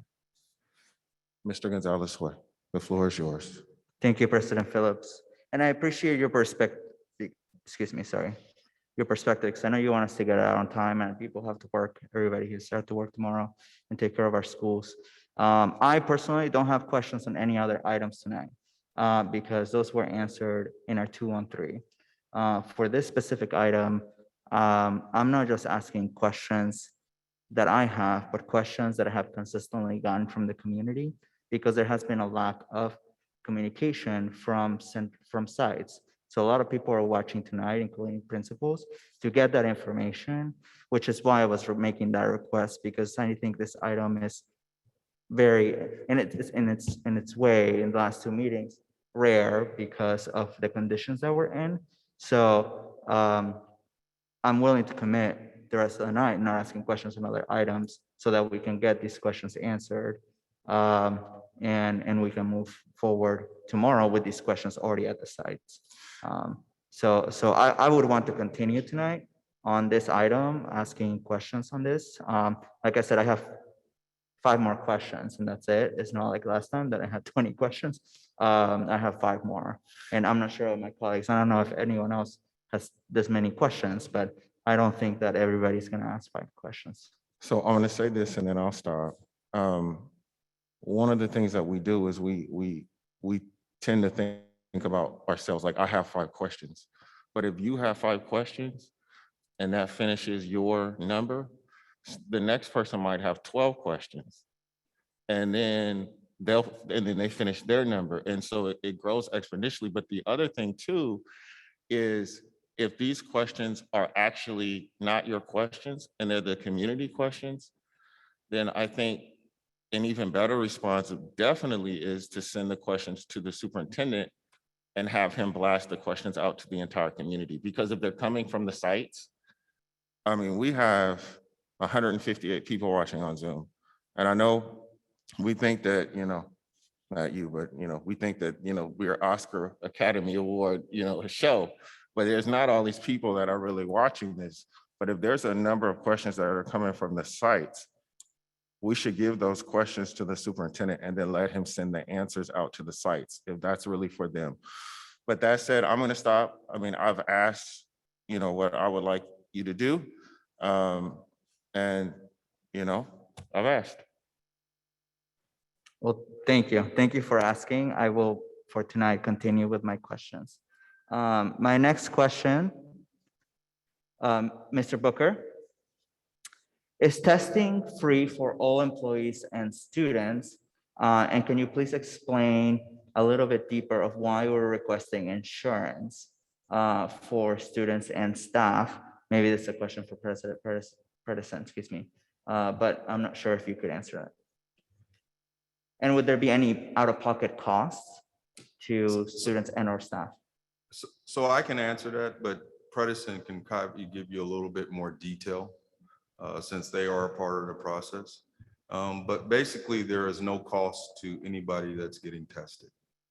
But based on federal guidance, the approved or authorized medical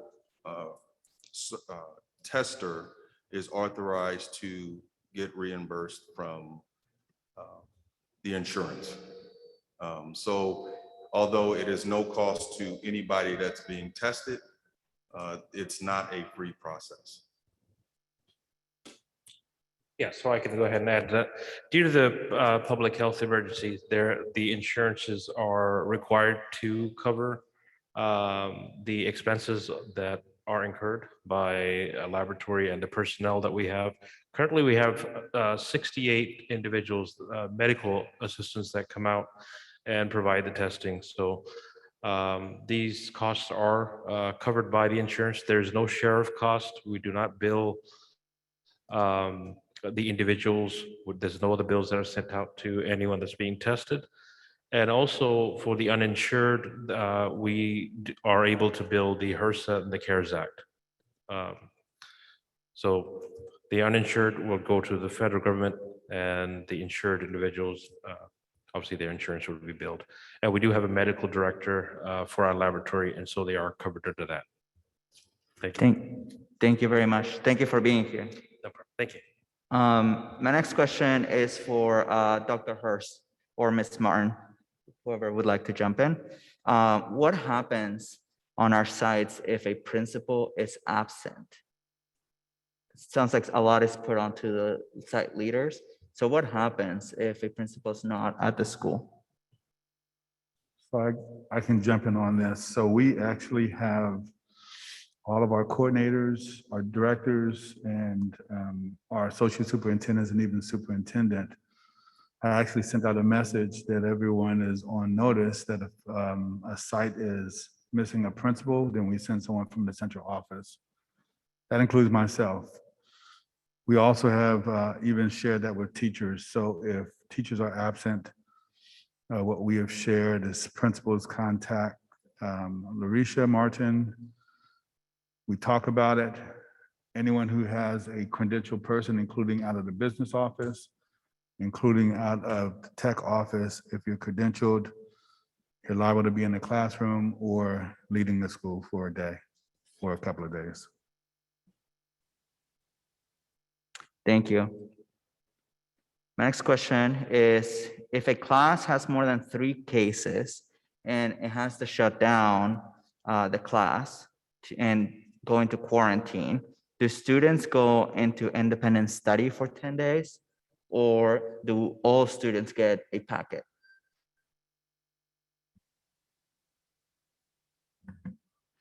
The question was if there's a case with more than 3 students, a class with more than 3 students. That's correct. What happens to the class, the rest of the class? Then the entire class actually is quarantined because that's considered an outbreak. So that would mean that they're not necessarily on independence, they are on independent study, but the teacher would then transition to teaching online. So Thank there you. wouldn't be packets. There wouldn't be packets because the teacher would have to be out as well. So the teacher would be teaching online. Thank you. Mhm. My last question, and I will cut my 5th question, so I don't have to do a 3rd round for me.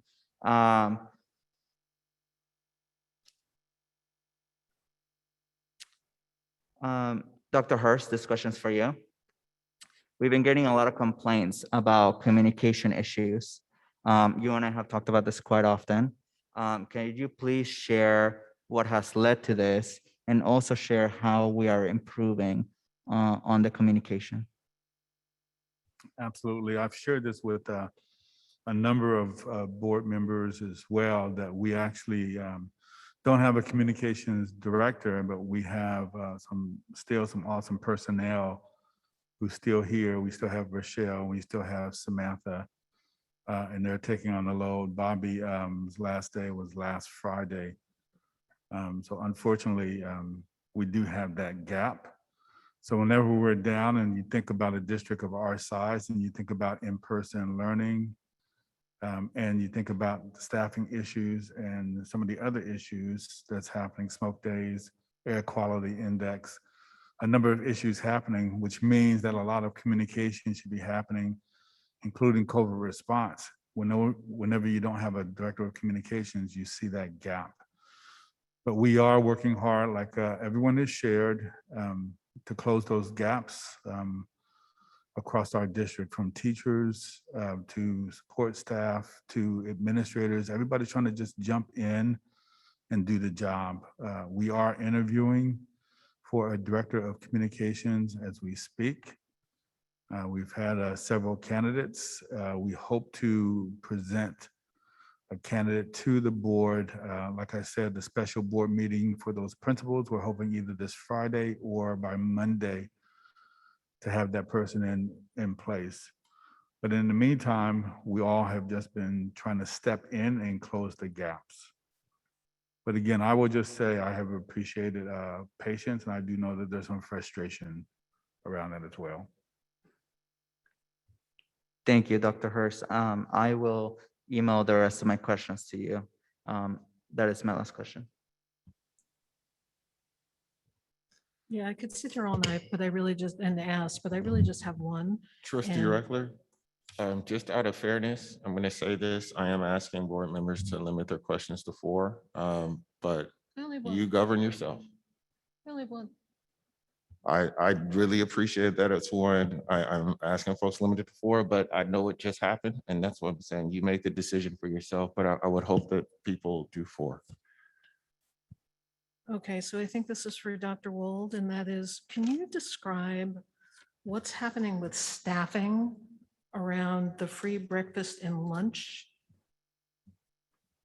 So we have been working to add additional staff. We have been analyzing how each of the meal patterns are going. We'll do another review at the end of this week to see if we need to create more positions to add those in. We're also particularly working on our supervision staffing and working with the California Department of Education to be able to get appropriate utilization of cafeteria funds for that so that we can add staff there as well. We're hoping to get clarity because in some cases compliance gets in the way of logic and we have to work through that process. But we've already added staff and subs in the nutrition services division.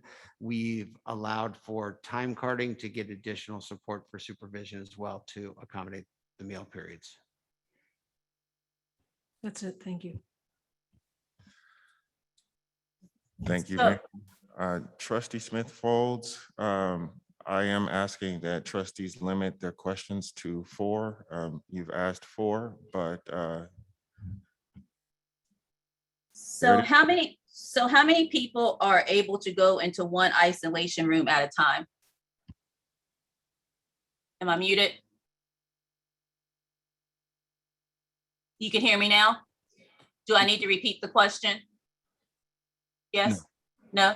Okay, well, I'll just repeat it for, just to make sure it's heard. How many people can go into an isolation room at a time?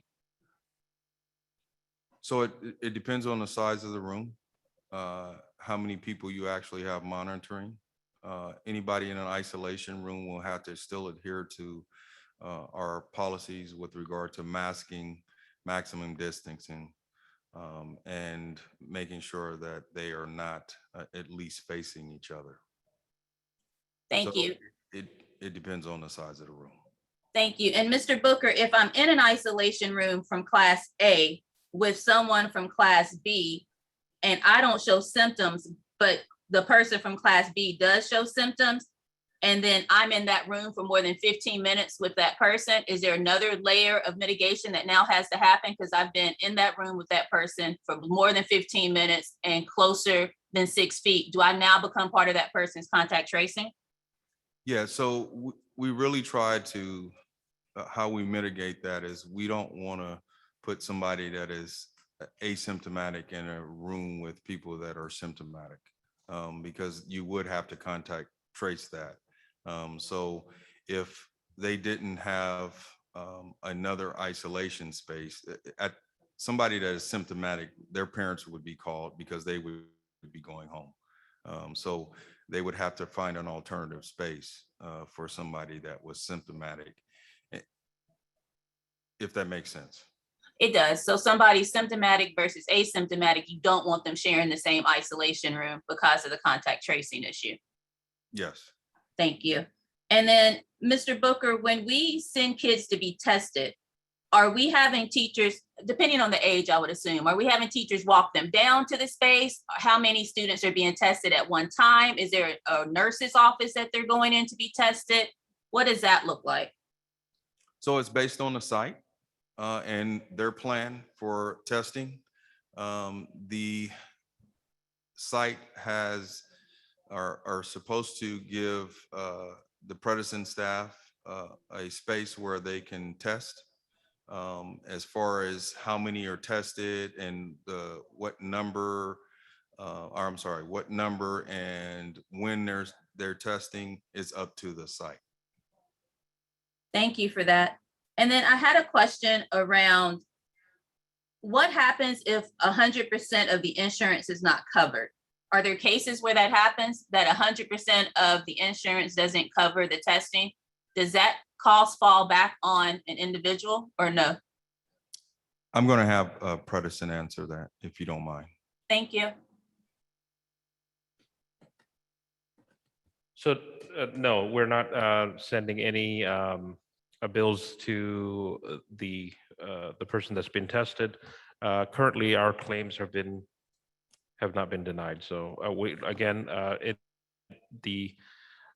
have a medical director, so these are pretty much ordered through our medical director, these tests. So if that answers that question. Thank you. And then Ms. Martin, we were just talking about a scenario that a whole class goes on quarantine. An entire class goes on quarantine, and then the teacher is supposed to then switch to distance learning. What happens if the teacher becomes ill with COVID and they cannot switch to distance learning? Does a sub now come in for that class over distance learning? Or does that class then get packets because their teacher is no longer able to do Zoom teaching?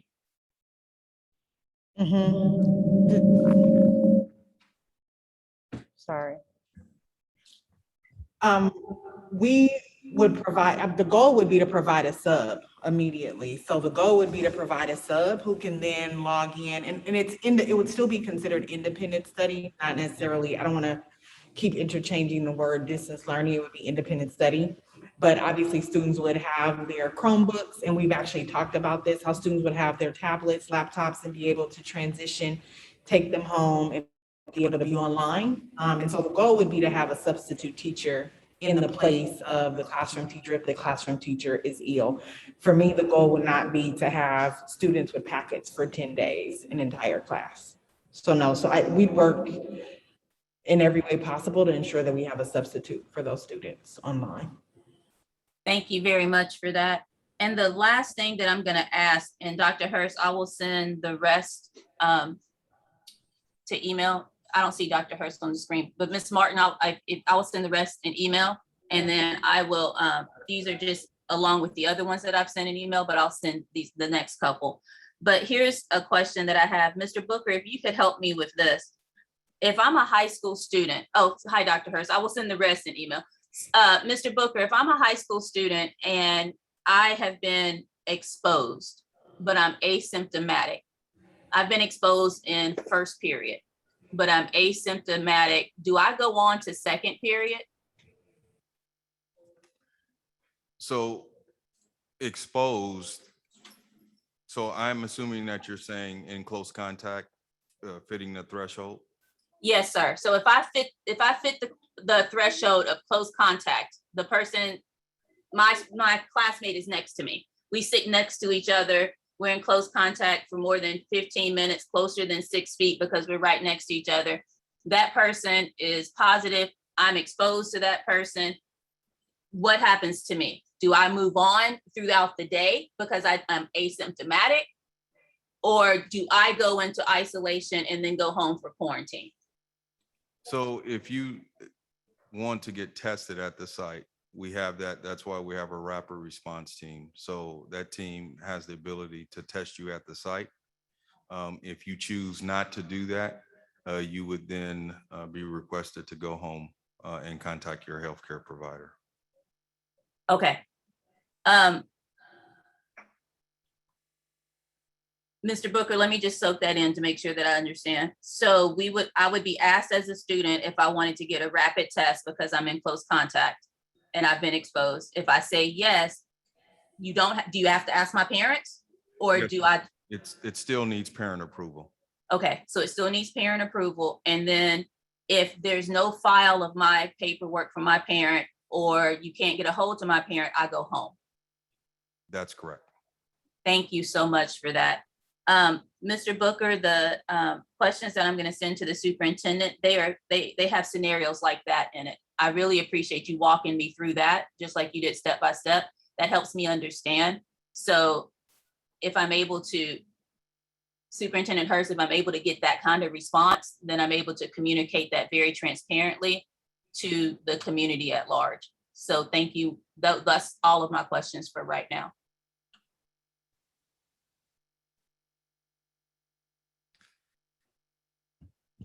If I'm anything, I'm going to be consistent. I am asking all board members to limit their questions to 4, but people have chosen to do differently. Mr. Christian, the choice is yours. Yeah, pretty much a lot of my questions have been answered. So I'm good.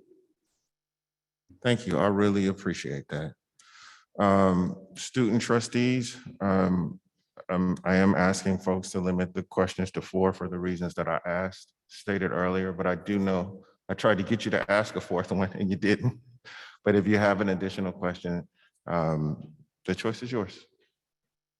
Yeah, so Ms. Martin, regarding the quarantine work packets, how are teachers ensuring that students will receive well thought out course materials? Like, is there any sort of preparation that teachers are doing per unit or subject to prepare for a positive COVID student? All teachers typically at the beginning of the school year prepare packets just in case they're out. So those same work packets that teachers have been asked to prepare at the beginning of the school year are packets that would be given out to students if they have to go out on quarantine. So those are typically planned 3 days and you have normally 3 to 5 days worth of work. And so that's what would be given to students. And then obviously we would plan accordingly to ensure that we have extra work beyond the normal 3 to 5 days. But that is something that has always been an ask. Okay, and will it just be 1 packet or 1 packet per subject? Or would that be depending on the school? It would be dependent upon the school and teacher discretion, but you also have the opportunity for students to also do a lot of online platform work too, such as Seesaw, things within Clever Badge, RAS Kids. So the teacher could also be assigning work that is online and not necessarily packet work that they can actually see and correct virtually. Okay, thank you. Mr. Trujillo, I'm asking board members, trustees to limit their questions to 4. People have made their own decision and you have your choice. I do have a question. I believe it would be for Mr. Booker. If the entire class is quarantined, specifically in secondary school, so middle and high school, where you have multiple class periods, will class periods will students who have that class in which a COVID outbreak happened and the class is gone, that specific period, will students who have that class for other periods attend it with a sub in the room? So that classroom would need to be deep cleaned. And then there's a period where, so not only deep clean, but proper ventilation. So that class would probably not be usable for some time. And there's a specified time, but that class would not be usable based on our procedures. Okay, thank you. And will students be directed to a different classroom if that is the case? I assume so. That's based on the site and then the availability of a classroom. So that would be based on the administrative staff at that site. Okay, thank you. And for elementary schools, will this be, will the entire class be online if there is a few positive cases or an outbreak in the classroom? I'll go ahead. If there's 3 or more cases in a classroom, we need to pivot. The pivot could be depending upon the teacher in that school. It could be independent study packets. But we also have one-to-one computers for our students. So the goal would be to also access Google Classroom, Seesaw, things like that. So that is the goal, and that will be the direction that we go in. Thank you. Those are all of my questions. Thank you very much, board. It is now 9:47 and we have not done one action item. So let's move on to the action items. The first action item is E2. You may recall that E1 was moved to the consent calendar. E2, board appointment, voting alternative member to the Contra Costa County Adult Education Consortium. Whose item is this?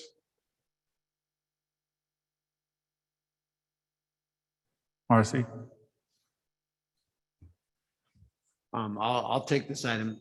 So the adult education had a change in vice principal, which requires that the Board of Education appoint that vice principal to attend these meetings. It's sort of like we do every year when we do the signature request. This is just a requirement that when a new employee is put in, the board has to certify that they can attend the meetings. And who is the person that we're supposed to be appointing? I'm sorry, was her name not in there? Just one moment and we'll get the name. It's Erica Ehman, Ehmann. Okay. Trustees, do you have any questions on this item?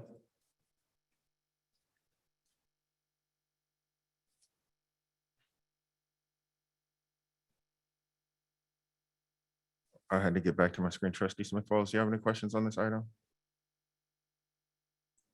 I just have one question. How was this person appointed, elected? Is it because they're the VP? So Trustee Smith-Falls, hold on one second, because you do have a question. We're just going to go in order to make sure people are caught. And if they don't have a question, they could just say, I don't, and pass. Mr. Gonzalez-Hoy? Thank you, no question. Ms. Reckler? Mrs. Thank you. Reckler? Thank you, nothing. Trustee Smith-Falls? How is this person appointed, recommended, found? Is it because it's the VP at the school? Is this person the VP at the school? Can you just explain that to me? Yes, so the principal would normally attend, but sometimes the principal cannot attend, so the assistant principal would attend in their stead. This is the new VP. Our previous one moved on June 30th, so yes. Thank you.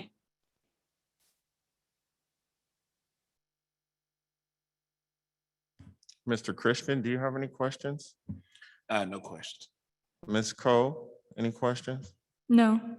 Mr. Trujillo, any questions? Yes. Does this site have any other like assistant principals? Because I know that some sites do, like high schools usually have more than one assistant principal. No, the adult school is just the principal and assistant principal. Okay, thank you.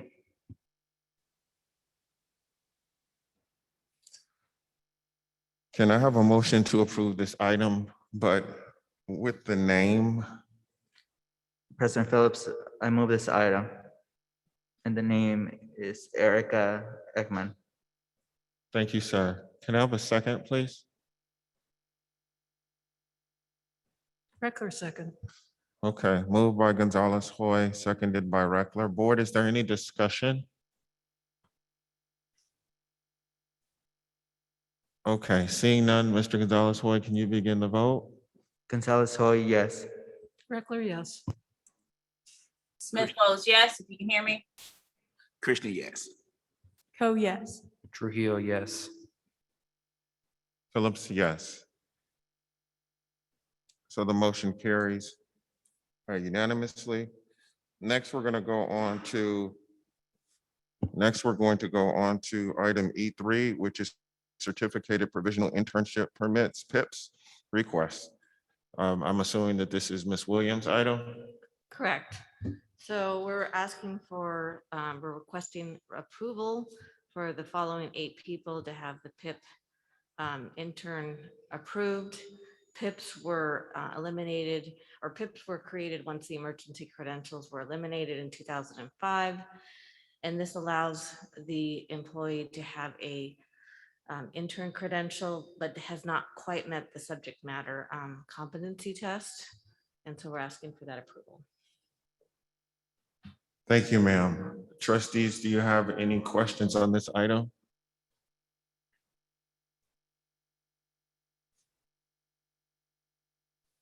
Okay, seeing no questions, may I have a motion, please? President Phillips, I'll move this item. Thank you, sir. Can I have a second? A second. Moved by Gonzalez Hoy and seconded by Christian. Any discussion, board? Okay, seeing none. Mr. Gonzalez Hoy, Gonzalez Hoy, yes. Reckler, yes. Smith Folds, yes. Christian, yes. Coe, yes. Trujillo, yes. Phillips, yes. The motion carries. Thank you very much, board.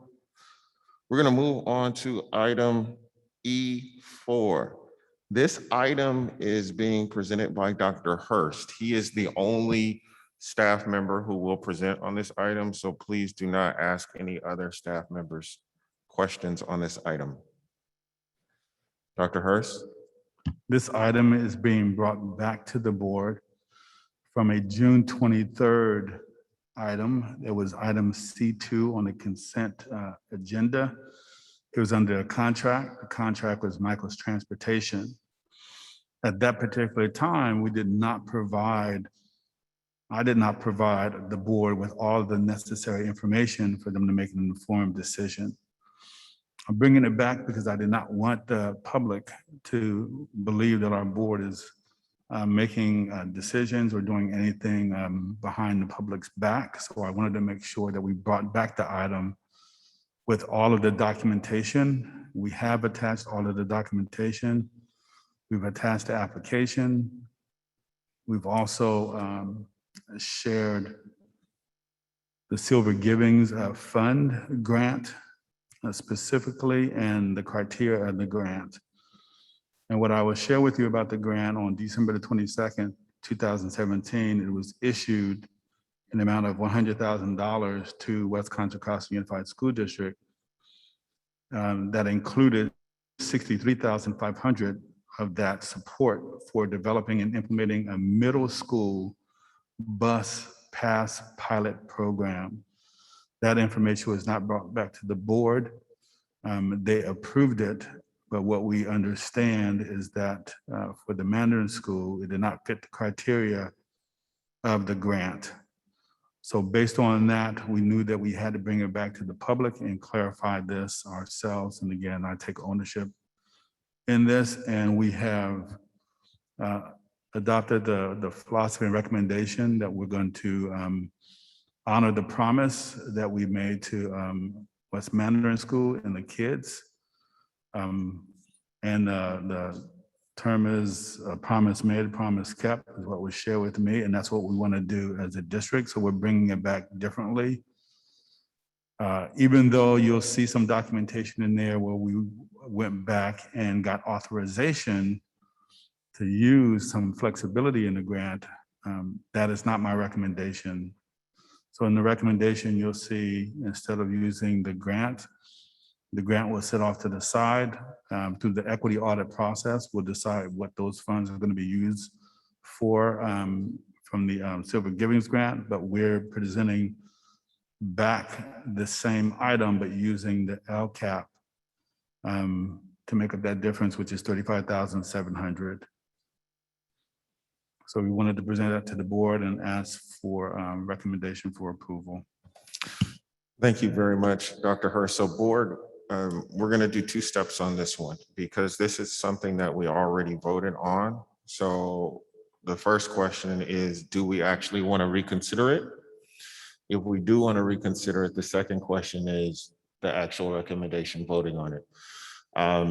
Normally, to do a motion for reconsideration, it needs to be, you normally do it at the meeting where it happened. This happened a long time ago. So I'm going to ask for a motion. I'm asking for a motion to suspend our bylaws to let us do this. Okay. And then if the answer is yes, then we will reconsider. Does that make sense? Okay. So 2 steps. And to suspend our bylaws, it's going to take 4 of us. Can I have a motion to do that?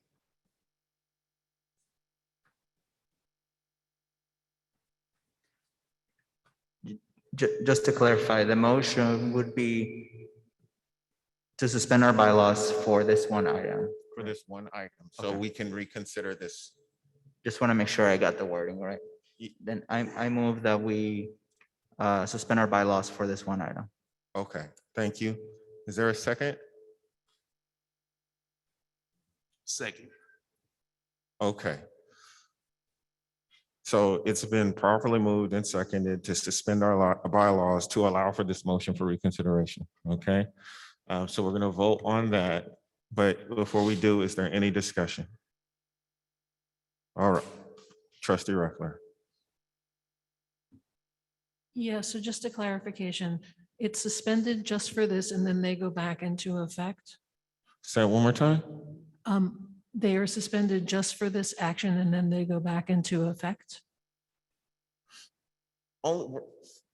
This is only for this. This is not suspension for anything else. It's only so we can, because after we do this, somebody is going to move for reconsideration. I'm assuming that will pass and then we will reconsider it. But it's only for this, if that's what you're asking, nothing else. Okay, thank you. Okay, all right. Mr. Gonzalez-Toy, you want to start the vote? Gonzalez, so yes. Reckler, yes. Smith Folds, yes. Smith Folds? Smith Folds, yes. I'm off mute on my end. Can you hear me? Trustee Smith Folds, we cannot hear you. Can you hear me now? Ms. Logan, folks apparently can hear Trustee Smith Folds on Zoom, but we can't hear her in this room. Oh, she has to be unmuted. Trustee Smith Folds, go ahead. Trustee Smith Folds, yes. Thank you, Trustee Smith Folds. Christian, yes. Co, yes. Trujillo, yes. Phillips, yes. Thank you very much. I need somebody to move reconsideration for this item. Can I have a motion for that? President Phillips, I'll move for the reconsideration. Thank you so much, sir. Can I have a second? Second. Okay, it's been moved and seconded. Any discussion? All right, seeing none, go ahead, Trustee Smith Folds. This is the discussion on the reconsideration, correct? Yes, ma'am. Dr. Hurst, we are reconsidering, well, I guess I just have question / clarification. We're reconsidering where the money's coming from, correct? No, so what we're doing right now, what we're doing right now is if this passes, then what we will do is take up the item that he's presenting, because that is what we're Okay. considering. All right, thank you. That makes sense. Thank you. Yes? Yes, that makes sense. Yes, I would like to reconsider. Okay. Okay, so we're gonna start the vote. Gonzalez, oh yes. Reckler, yes. Smith Folds, yes. Christian, yes. Co, yes. Trujillo, yes. Phillips, yes. So now everything is cleaned up, even though it might seem muddled. We're on the item that's actually in the agenda, if that makes sense. And so we kind of already gotten the presentation. So what I'm going to do now is let board members ask their questions. And then after board members ask their questions, somebody can make a motion, but we're on what's in the agenda, okay? So Mr. Gonzalez-Hoy, you want to start with the questions? Thank you. I don't have any questions. Okay. Mrs. Reckler, do you have any questions? I have nothing, thank you. Mrs. Smith Folds, do you have any questions? Yes. Dr. Hurst, how was this brought to your attention? This was actually brought to my attention by community members. I was emailed and questioned about the Silver Givings Grant Fund and the criteria. And then I've had several meetings with community members, and they were asking for documentation, which is their right. And when we were looking through the documentation, that's when we discovered that, one, it was supposed to be used for a middle school pilot bus pass program.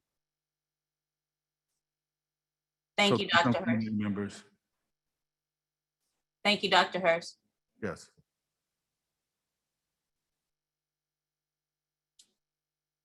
Dr. Hurst, do you believe that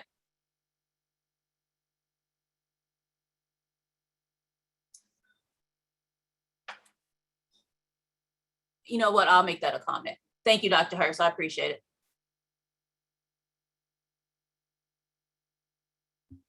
Mr. Christian, do you have any questions, sir? No. Okay, thank you. Ms. Cole, do you have any questions? No, I do not. Thank you. Mr. Trujillo, do you have any questions? I do not have any questions. Thank you. Okay. Now I have a motion.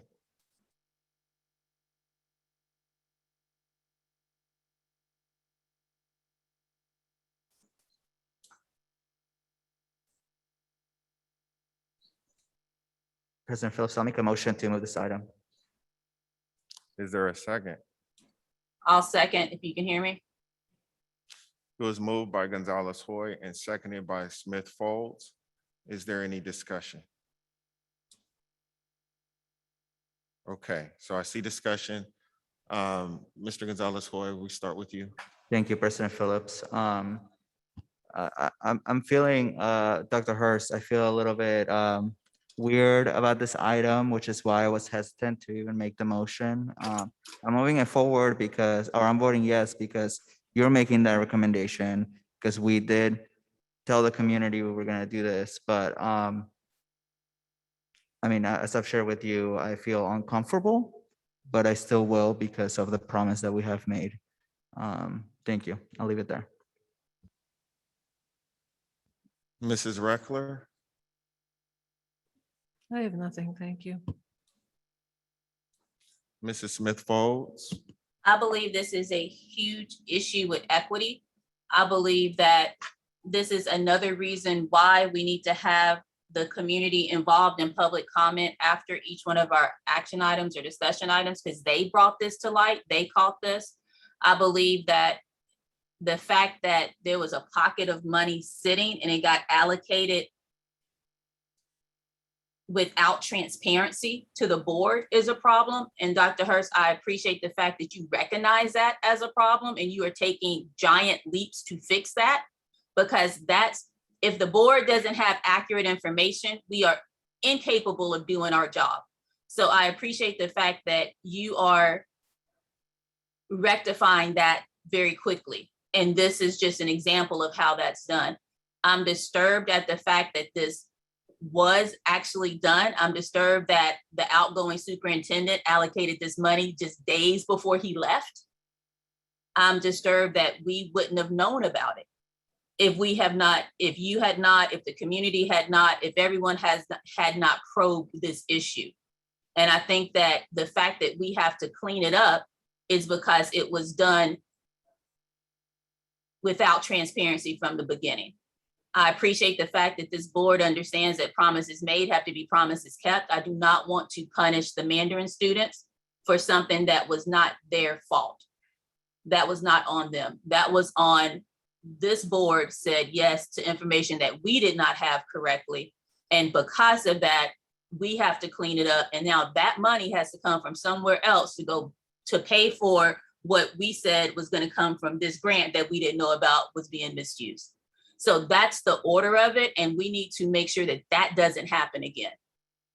So I appreciate you taking a very aggressive step to making sure that that doesn't happen again. And all the information that we get on this dais is transparent, clear, and with full understanding that you believe it 100%. So like Trustee Gonzalez-Hoy, because you are recommending this action to go forward, I will vote that yes, we make our promises kept to the Mandarin School. Yes, we put that money back into the Silver Givings where it was supposed to be. And yes, we take this money from somewhere else and do what we said we were going to do for the Mandarin students.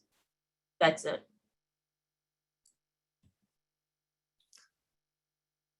Mr. Christian, do you have any comments? No comments. Thank you. Ms. Cole, any comments? No comments, but. Mr. Trujillo, do you have any comments? I do not. Thank you. Okay, I'm gonna just take 2 seconds. I agree that this money should not come out of the grant because that's not what the grant was designed for. And I feel like we, out of ignorance, voted to spend monies for a purpose that they were not meant. And I appreciate Dr. Hurst, I appreciate staff, I appreciate the board for having the humility to come back to the community and rectify this instead of just looking the other way. I think that shows humility. I think that shows integrity. And quite frankly, I think it shows the transparency that people often say they would like to see. So I agree 100% with these monies not being spent from the grant at the Mandarin School. Where I disagree is that monies are being allocated. The money comes from somewhere. Like we don't have a magic tree of money. So when we reach over and take money from the LCAP, either way, we're taking money from other kids to send it to the Mandarin School, money that was never supposed to be there in the first place. So while I do agree that we should not be paying for it out of this fund, the grant fund, I also don't think that it should be coming out of the LCAP because that LCAP is everybody's money and it's supposed to be a process as to how it was spent. But what we're talking about doing is spending some LCAP money to cover money for the Mandarin School that should have never went, that was never supposed to go there in the first place. So that's my opinion. But the spirit of the motion in the sense of not spending the grant money, I agree with that part. I'm just letting you know what I'm saying now because I'm gonna vote no, but it's not me trying to convince anybody else, but I just want you all to know, because I agree with half of the motion. I agree with the half that says the grant money is not spent, but I don't agree with the LCAP half. So, but that's my 2 cents. I just wanted to make sure that I was explaining my vote. So we're gonna have the vote now. Mr. Gonzalez-Foy, it's on you. Thank you. Sorry, I laughed because you said all that and then I have to vote right after. So, my vote is yes.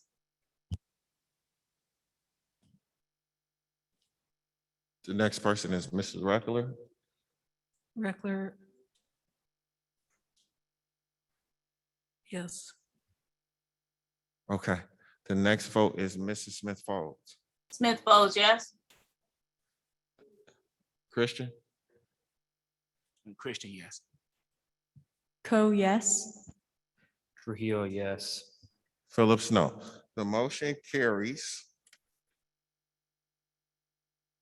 And what I want to do, because this is important, it's all important, but I want to bring the Margarita Romo item. Well, I know we're still in the 10:30 time frame. So Dr. Hurst, what's the motion that we need to pass from Mrs. Romo?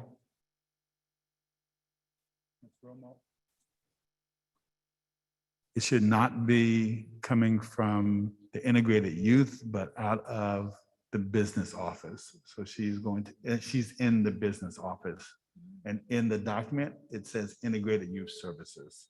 So that needs to be a change from integrated youth services to say business office. Okay, Trustee Reckler, you caught it. So you know the motion? Yeah, sure. I'm happy to make it. Romo, there's a slight typo and it should be business services and not integrated youth services, classified employee.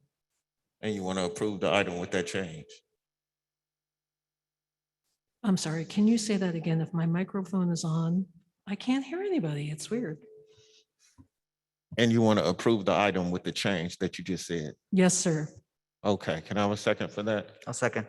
Okay, it was moved by Reckler and it was seconded by Gonzalez-Hoy to do what Reckler just said. So board, any questions? No questions. Any discussion on the item? Okay, seeing no discussion, we're gonna have a vote. Gonzalez, so yes. Reckler, yes. Smith Folds, yes. Christian, yes.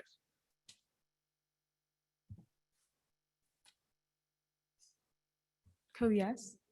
I'm sorry, there was no discussion, comments. Okay, it's okay. The discussion is, so if I say like, is there any discussion? Sometimes you'll hear me say, is there any discussion? Sometimes you hear me say comments. I'm talking about the same thing. But you know what, go ahead and make your comments. Go ahead. There were no comments, as I meant Oh, you to said say. there were no. Yeah, sorry about that. Okay, all right. Confusing me, you're tricking me. I didn't have any comments. Okay, no comments. All right. So let's, They need to vote. So- Yes, my vote Yes, is yes.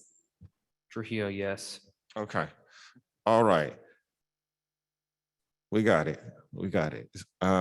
So my vote is yes, and that item is done.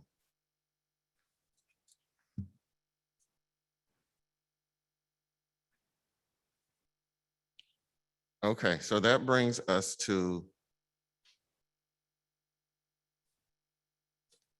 item. Board, can I ask you a question? And this is me, and this is what I would like to do. I would like us to leave here at 10:30. Item E5, I would like us to bring it back because it's not to the next, but I would like us to bring it back to the next meeting because it's actually not really time sensitive, but it's 10:14. And this honestly was not a meeting that should have gone past 10:30. So board, what I would like to do is I would like us to actually move to item G, which is comments from the board. Because I'm sure you all have comments. and then do the next scheduled Board of Education meeting, and then adjourn. So it's 10:14 and there's enough time on the schedule to do all of that. It's not enough time on the schedule to do this item and then still leave at 10:30. So board, I'm just gonna do a little round robin and ask thoughts on that. Gonzalez Hoy, you wanna to start? Yeah, I would be, since I was one of the folks that requested this item, I would be okay with that. But I would request from you and our honorable clerk and superintendent that it is the first action item for the next board meeting. Okay. I keep wanting to go in the order that I'm looking at you guys. Reckler, you're next. Yeah, I would support that. I don't think there's enough time and thank you for being proactive on that. Okay, thank you, ma'am. Smith Folds. I think this is an item that we have to get settled tonight. This has been too long of an item on our agenda. Public comment is something that is at the forefront of every single person's mind. I believe not only on this board, but in the community, and I would like to get this settled tonight. To me, I believe this has been way too long and we need to come up with a direction that we can tell the community and hear the recommendation from the superintendent and take a vote. Thank you, ma'am. Mr. Christian, your thoughts on my proposal? That we pick this one up at the, like what Gonzalez Hoy said, we pick it up at the very first thing. Okay. Ms. Cole, your thoughts? Yeah, I would also back up Gonzalez's Hoy's point of having it be the first item for the next meeting as Okay. well. Okay. Mr. Trujillo? I agree with Mr. Gonzalez Hoy about having it be the first item. Okay, so board, what we're gonna do, we don't really need a motion to table. We're gonna run out of time. We're just gonna bring it back, okay? We're gonna go on to, and we're gonna bring it back as the first one, okay? So what we're gonna do now is we're gonna go on to item G, which is comments from the Board of Education. And we're gonna start with Mr. Gonzalez Hoy. Thank you. I will try to make them quick so that I can give enough time to my colleagues. I just want to say thank you to all of our educators, classified staff, principals. This has been one of the hardest starts of the year ever because of the current circumstances that exist. So I just want to say thank you. I was able to attend some of the site visits with Dr. Hurst last week and some of my colleagues, Trustee Reckler and Trustee Christian. It was great to see what's going on in the classrooms and the schools. It just reiterated that people are working so incredibly hard and trying to pivot as they understand the conditions, and same with our families, of course, and our students. We, of course, have some issues that I think that we got to continue to work on. We heard them tonight. I feel really confident that from the plan that we heard today, that Mr. Booker mentioned and Dr. Hurst of the hiring of more staff, LVNs, nurses, that we're going to be able to up our testing, which to me is critical and super important, and as well that we're clarifying our contact tracing. I am concerned or worried that we're putting so much on principals when their job's already overwhelming. So I just want to name that because if there are ways that we can support that it's not all on site leaders, I think that we all want to help. One suggestion, Dr. Hurst, that I think would help, doing 1 to 2 minute videos on what testing looks like, what concentrate tracing looks like. It's late. And I'd be happy to actually join you on video and explain them with you so that you don't have to pull stuff, whatever it takes. But I think that whatever communication we can put out there to families, students, and staff, I think would be really helpful in English and in Spanish and other languages if we can. And then I just want to also give a quick shout out to HR and Ms. Williams. I just want to say thank you because just hearing your report tonight of 234 certificated hires, oh my gosh, what a huge undertaking. I know we have way more to fill at the moment, and you guys are working on a plan for that. And I definitely feel for those students that don't have a teacher yet, and I do think it should be our priority. But I did want to say that, no, working with many districts in the Bay Area, I don't think I know a single one that has hired that many in such a short amount of time. So I just want to say thank you to you and your team, and appreciate all the work that you're all doing. And yes, just say thank you to them. And then, one more thing that I would like us to consider in the next few months, nothing, I don't think it's absolutely urgent because we have a lot of important items right now, but I would like us to have a conversation with standing reports eventually. Maybe it could be a recommendation from Dr. Hurst in the next few months, maybe as we get through this, so that we can talk about that. Now that we don't have board committees, we do have possibly the space to hear from our community members and committees specifically, and unions. And then lastly, with a personal thing, I just want to thank everybody for all their emails and communications. As I shared in the last board meeting, my sister had COVID and she was in the hospital. She is now at home, breathing on her own. And I'm just incredibly thankful for all the nice messages I got from my colleagues, from the community, and Dr. Hurst as well. So thank you so much. And I end my comments. So I also want to echo Trustee Trustee Gonzalez Hoy's comments about everybody working so hard. And it may seem invisible to many of you out there, but believe me, the phone calls, the emails at night, 11, the weekends, Sunday, people are working 24/7 to get us up and operating. And obviously we have some soft spots, but what made it go away for me today is I was out taking a walk before this meeting and I saw students and I was like, how's it going? And I thought I was going to get beat up and they were like, it's perfect. I'm so happy to be back. So that makes it worthwhile. I'd like to recommend, I said it a couple of weeks ago, if it doesn't pertain to going back to school, don't do it. And it was kind of a joke, but it really wasn't. But it really isn't a joke. If it doesn't pertain to going back to school, don't do it. And that's to Dr. Hurst. And what I see the priorities are staffing, testing, working on a vaccine mandate, which would make a lot of the testing and the contact tracing go away, and working on really, really good communication, completely frank communication. If there is not a teacher in the class and there's nothing on the horizon, tell families we don't have anything. Don't just say something's coming next week, and tell them what we're doing in the meantime. Whatever the board can do, please let us know. I think I'm speaking for myself, but my perception of this board is that we've supported you in any way that we can. Maybe we haven't all agreed, maybe it hasn't been perfect, but I think that we've given you everything. And I think we will continue to do that. That is once again, my perception of the board. It's also personally, whatever I could do, please let me know. I am not credentialed, but if I need to do yard duty, if I need to file papers, if I need to whatever I need to do, I will make time and do it and show up.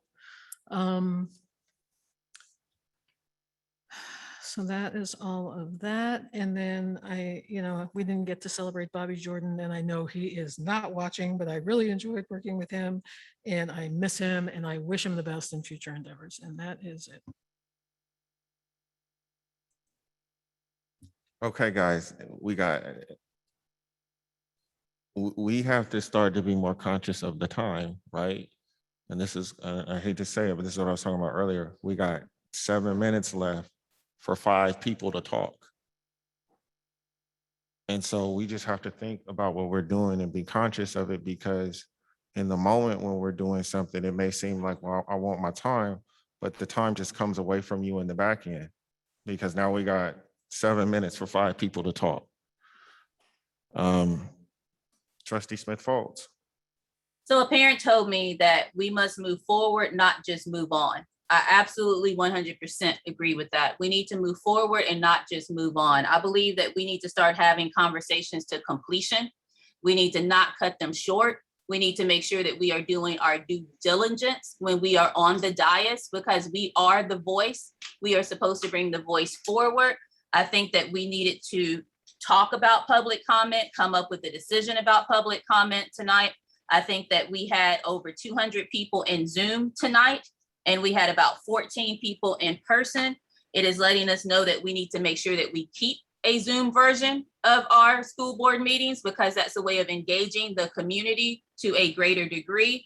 I heard a lot from teachers, staff, and principals that said, I'm happy to be back, but I'm glad my kids are in school. However, good to see the kids, except for all of the things that happen after but, however, and except for, we need to concentrate on and center.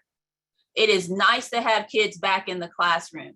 It is not okay to have them under the conditions that we heard tonight. That is where we have to center ourselves as a district and center ourselves as a board. We need to be able to give clear direction to the superintendent so he will be able to have the grace and the space to take care of everything that happens after but, however, and except for.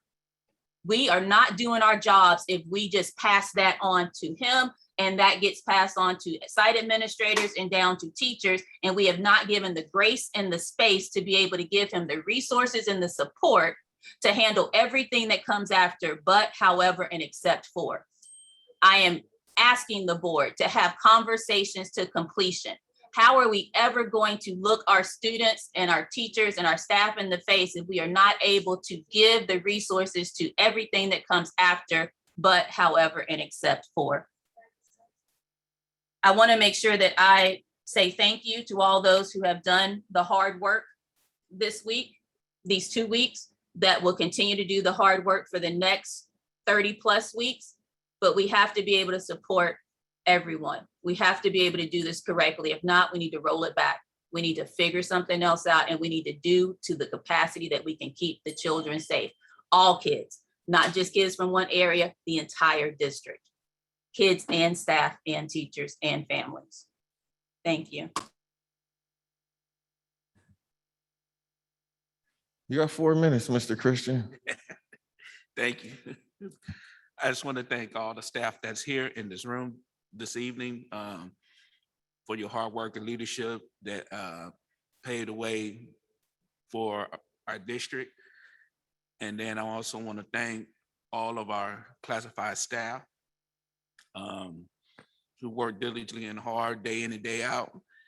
I also want to thank the cafeteria workers, it's down the central kitchen, who worked diligently and hard over a long period of time during the COVID, while we, doing our situation. So I want to thank all the staff in that area. I want to thank the teachers who work hard, diligently. I want to thank all the safety team, because the safety team plays a major role at our schools. I want to thank the safety team, and I want to thank everybody, because everybody really put work in to make things happen. Without you, we would not be, this district would not be moving. So it takes everybody, it takes a team to make it happen. And we have to continue to push and work hard and make things better, and look at ways and ideas and be innovative in the things we do to make things happen in this district, that we can take it to another level. So it's a lot we got to do.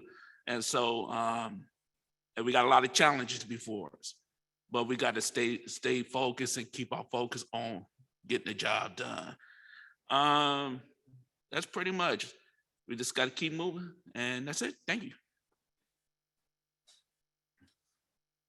Ms. Cole, you got basically a minute, and Mr. Trujillo, you got a minute.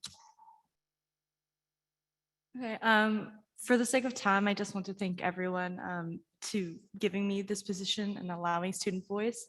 To suggest a future agenda item, possibly, maybe this will be more towards the future when vaccines are approved, but possibly having COVID ambassadors or advocates on campus, meaning students would advocate for masks and hand sanitizing and cleaning stations. I've talked to a lot of teachers, and they've said that they're very concerned about enforcing strict policies regarding masks, because they're worried about pushback, and I feel as though if their fellow peers, because I was the youngest COVID ambassador for the district, and we saw COVID rates going down when COVID had just begun. But I'm just hoping that that could be one future agenda item, possibly in the future. But that's all I had to say. Thank you. Mr. Trujillo, you got about 45 seconds. I'm sorry. I'd like to thank everyone for being here and just giving me the opportunity to be here and speak my voice. I think one future agenda item that I do want to bring up very soon. I know Mr. Gonzalez probably mentioned this. You mentioned doing it more later, but I think the standing reports is something we need to talk about a lot sooner than later. I remember watching board meetings, like a year ago, a year and a half ago. And I think those same reports were very informative. I think it's good to hear from the teachers unions, administrators unions, and any other community groups. So I think that's something we need to bring back.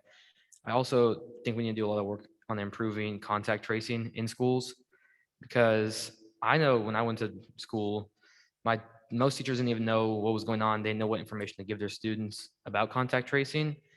And overall, just updating students and teachers, because most of us don't know what's going on, especially students. We don't know what's going on ever, really. And teachers too. A lot of my teachers, like I said, they know what was going on. So please send out emails, district-wide emails, not just to staff, but to students as well. And yeah, thank you. It is now 10:31. When we do things decently and in order, everyone gets an equal time to talk. When we don't finish agenda items, and this is what happens. The meeting is adjourned. Thank you.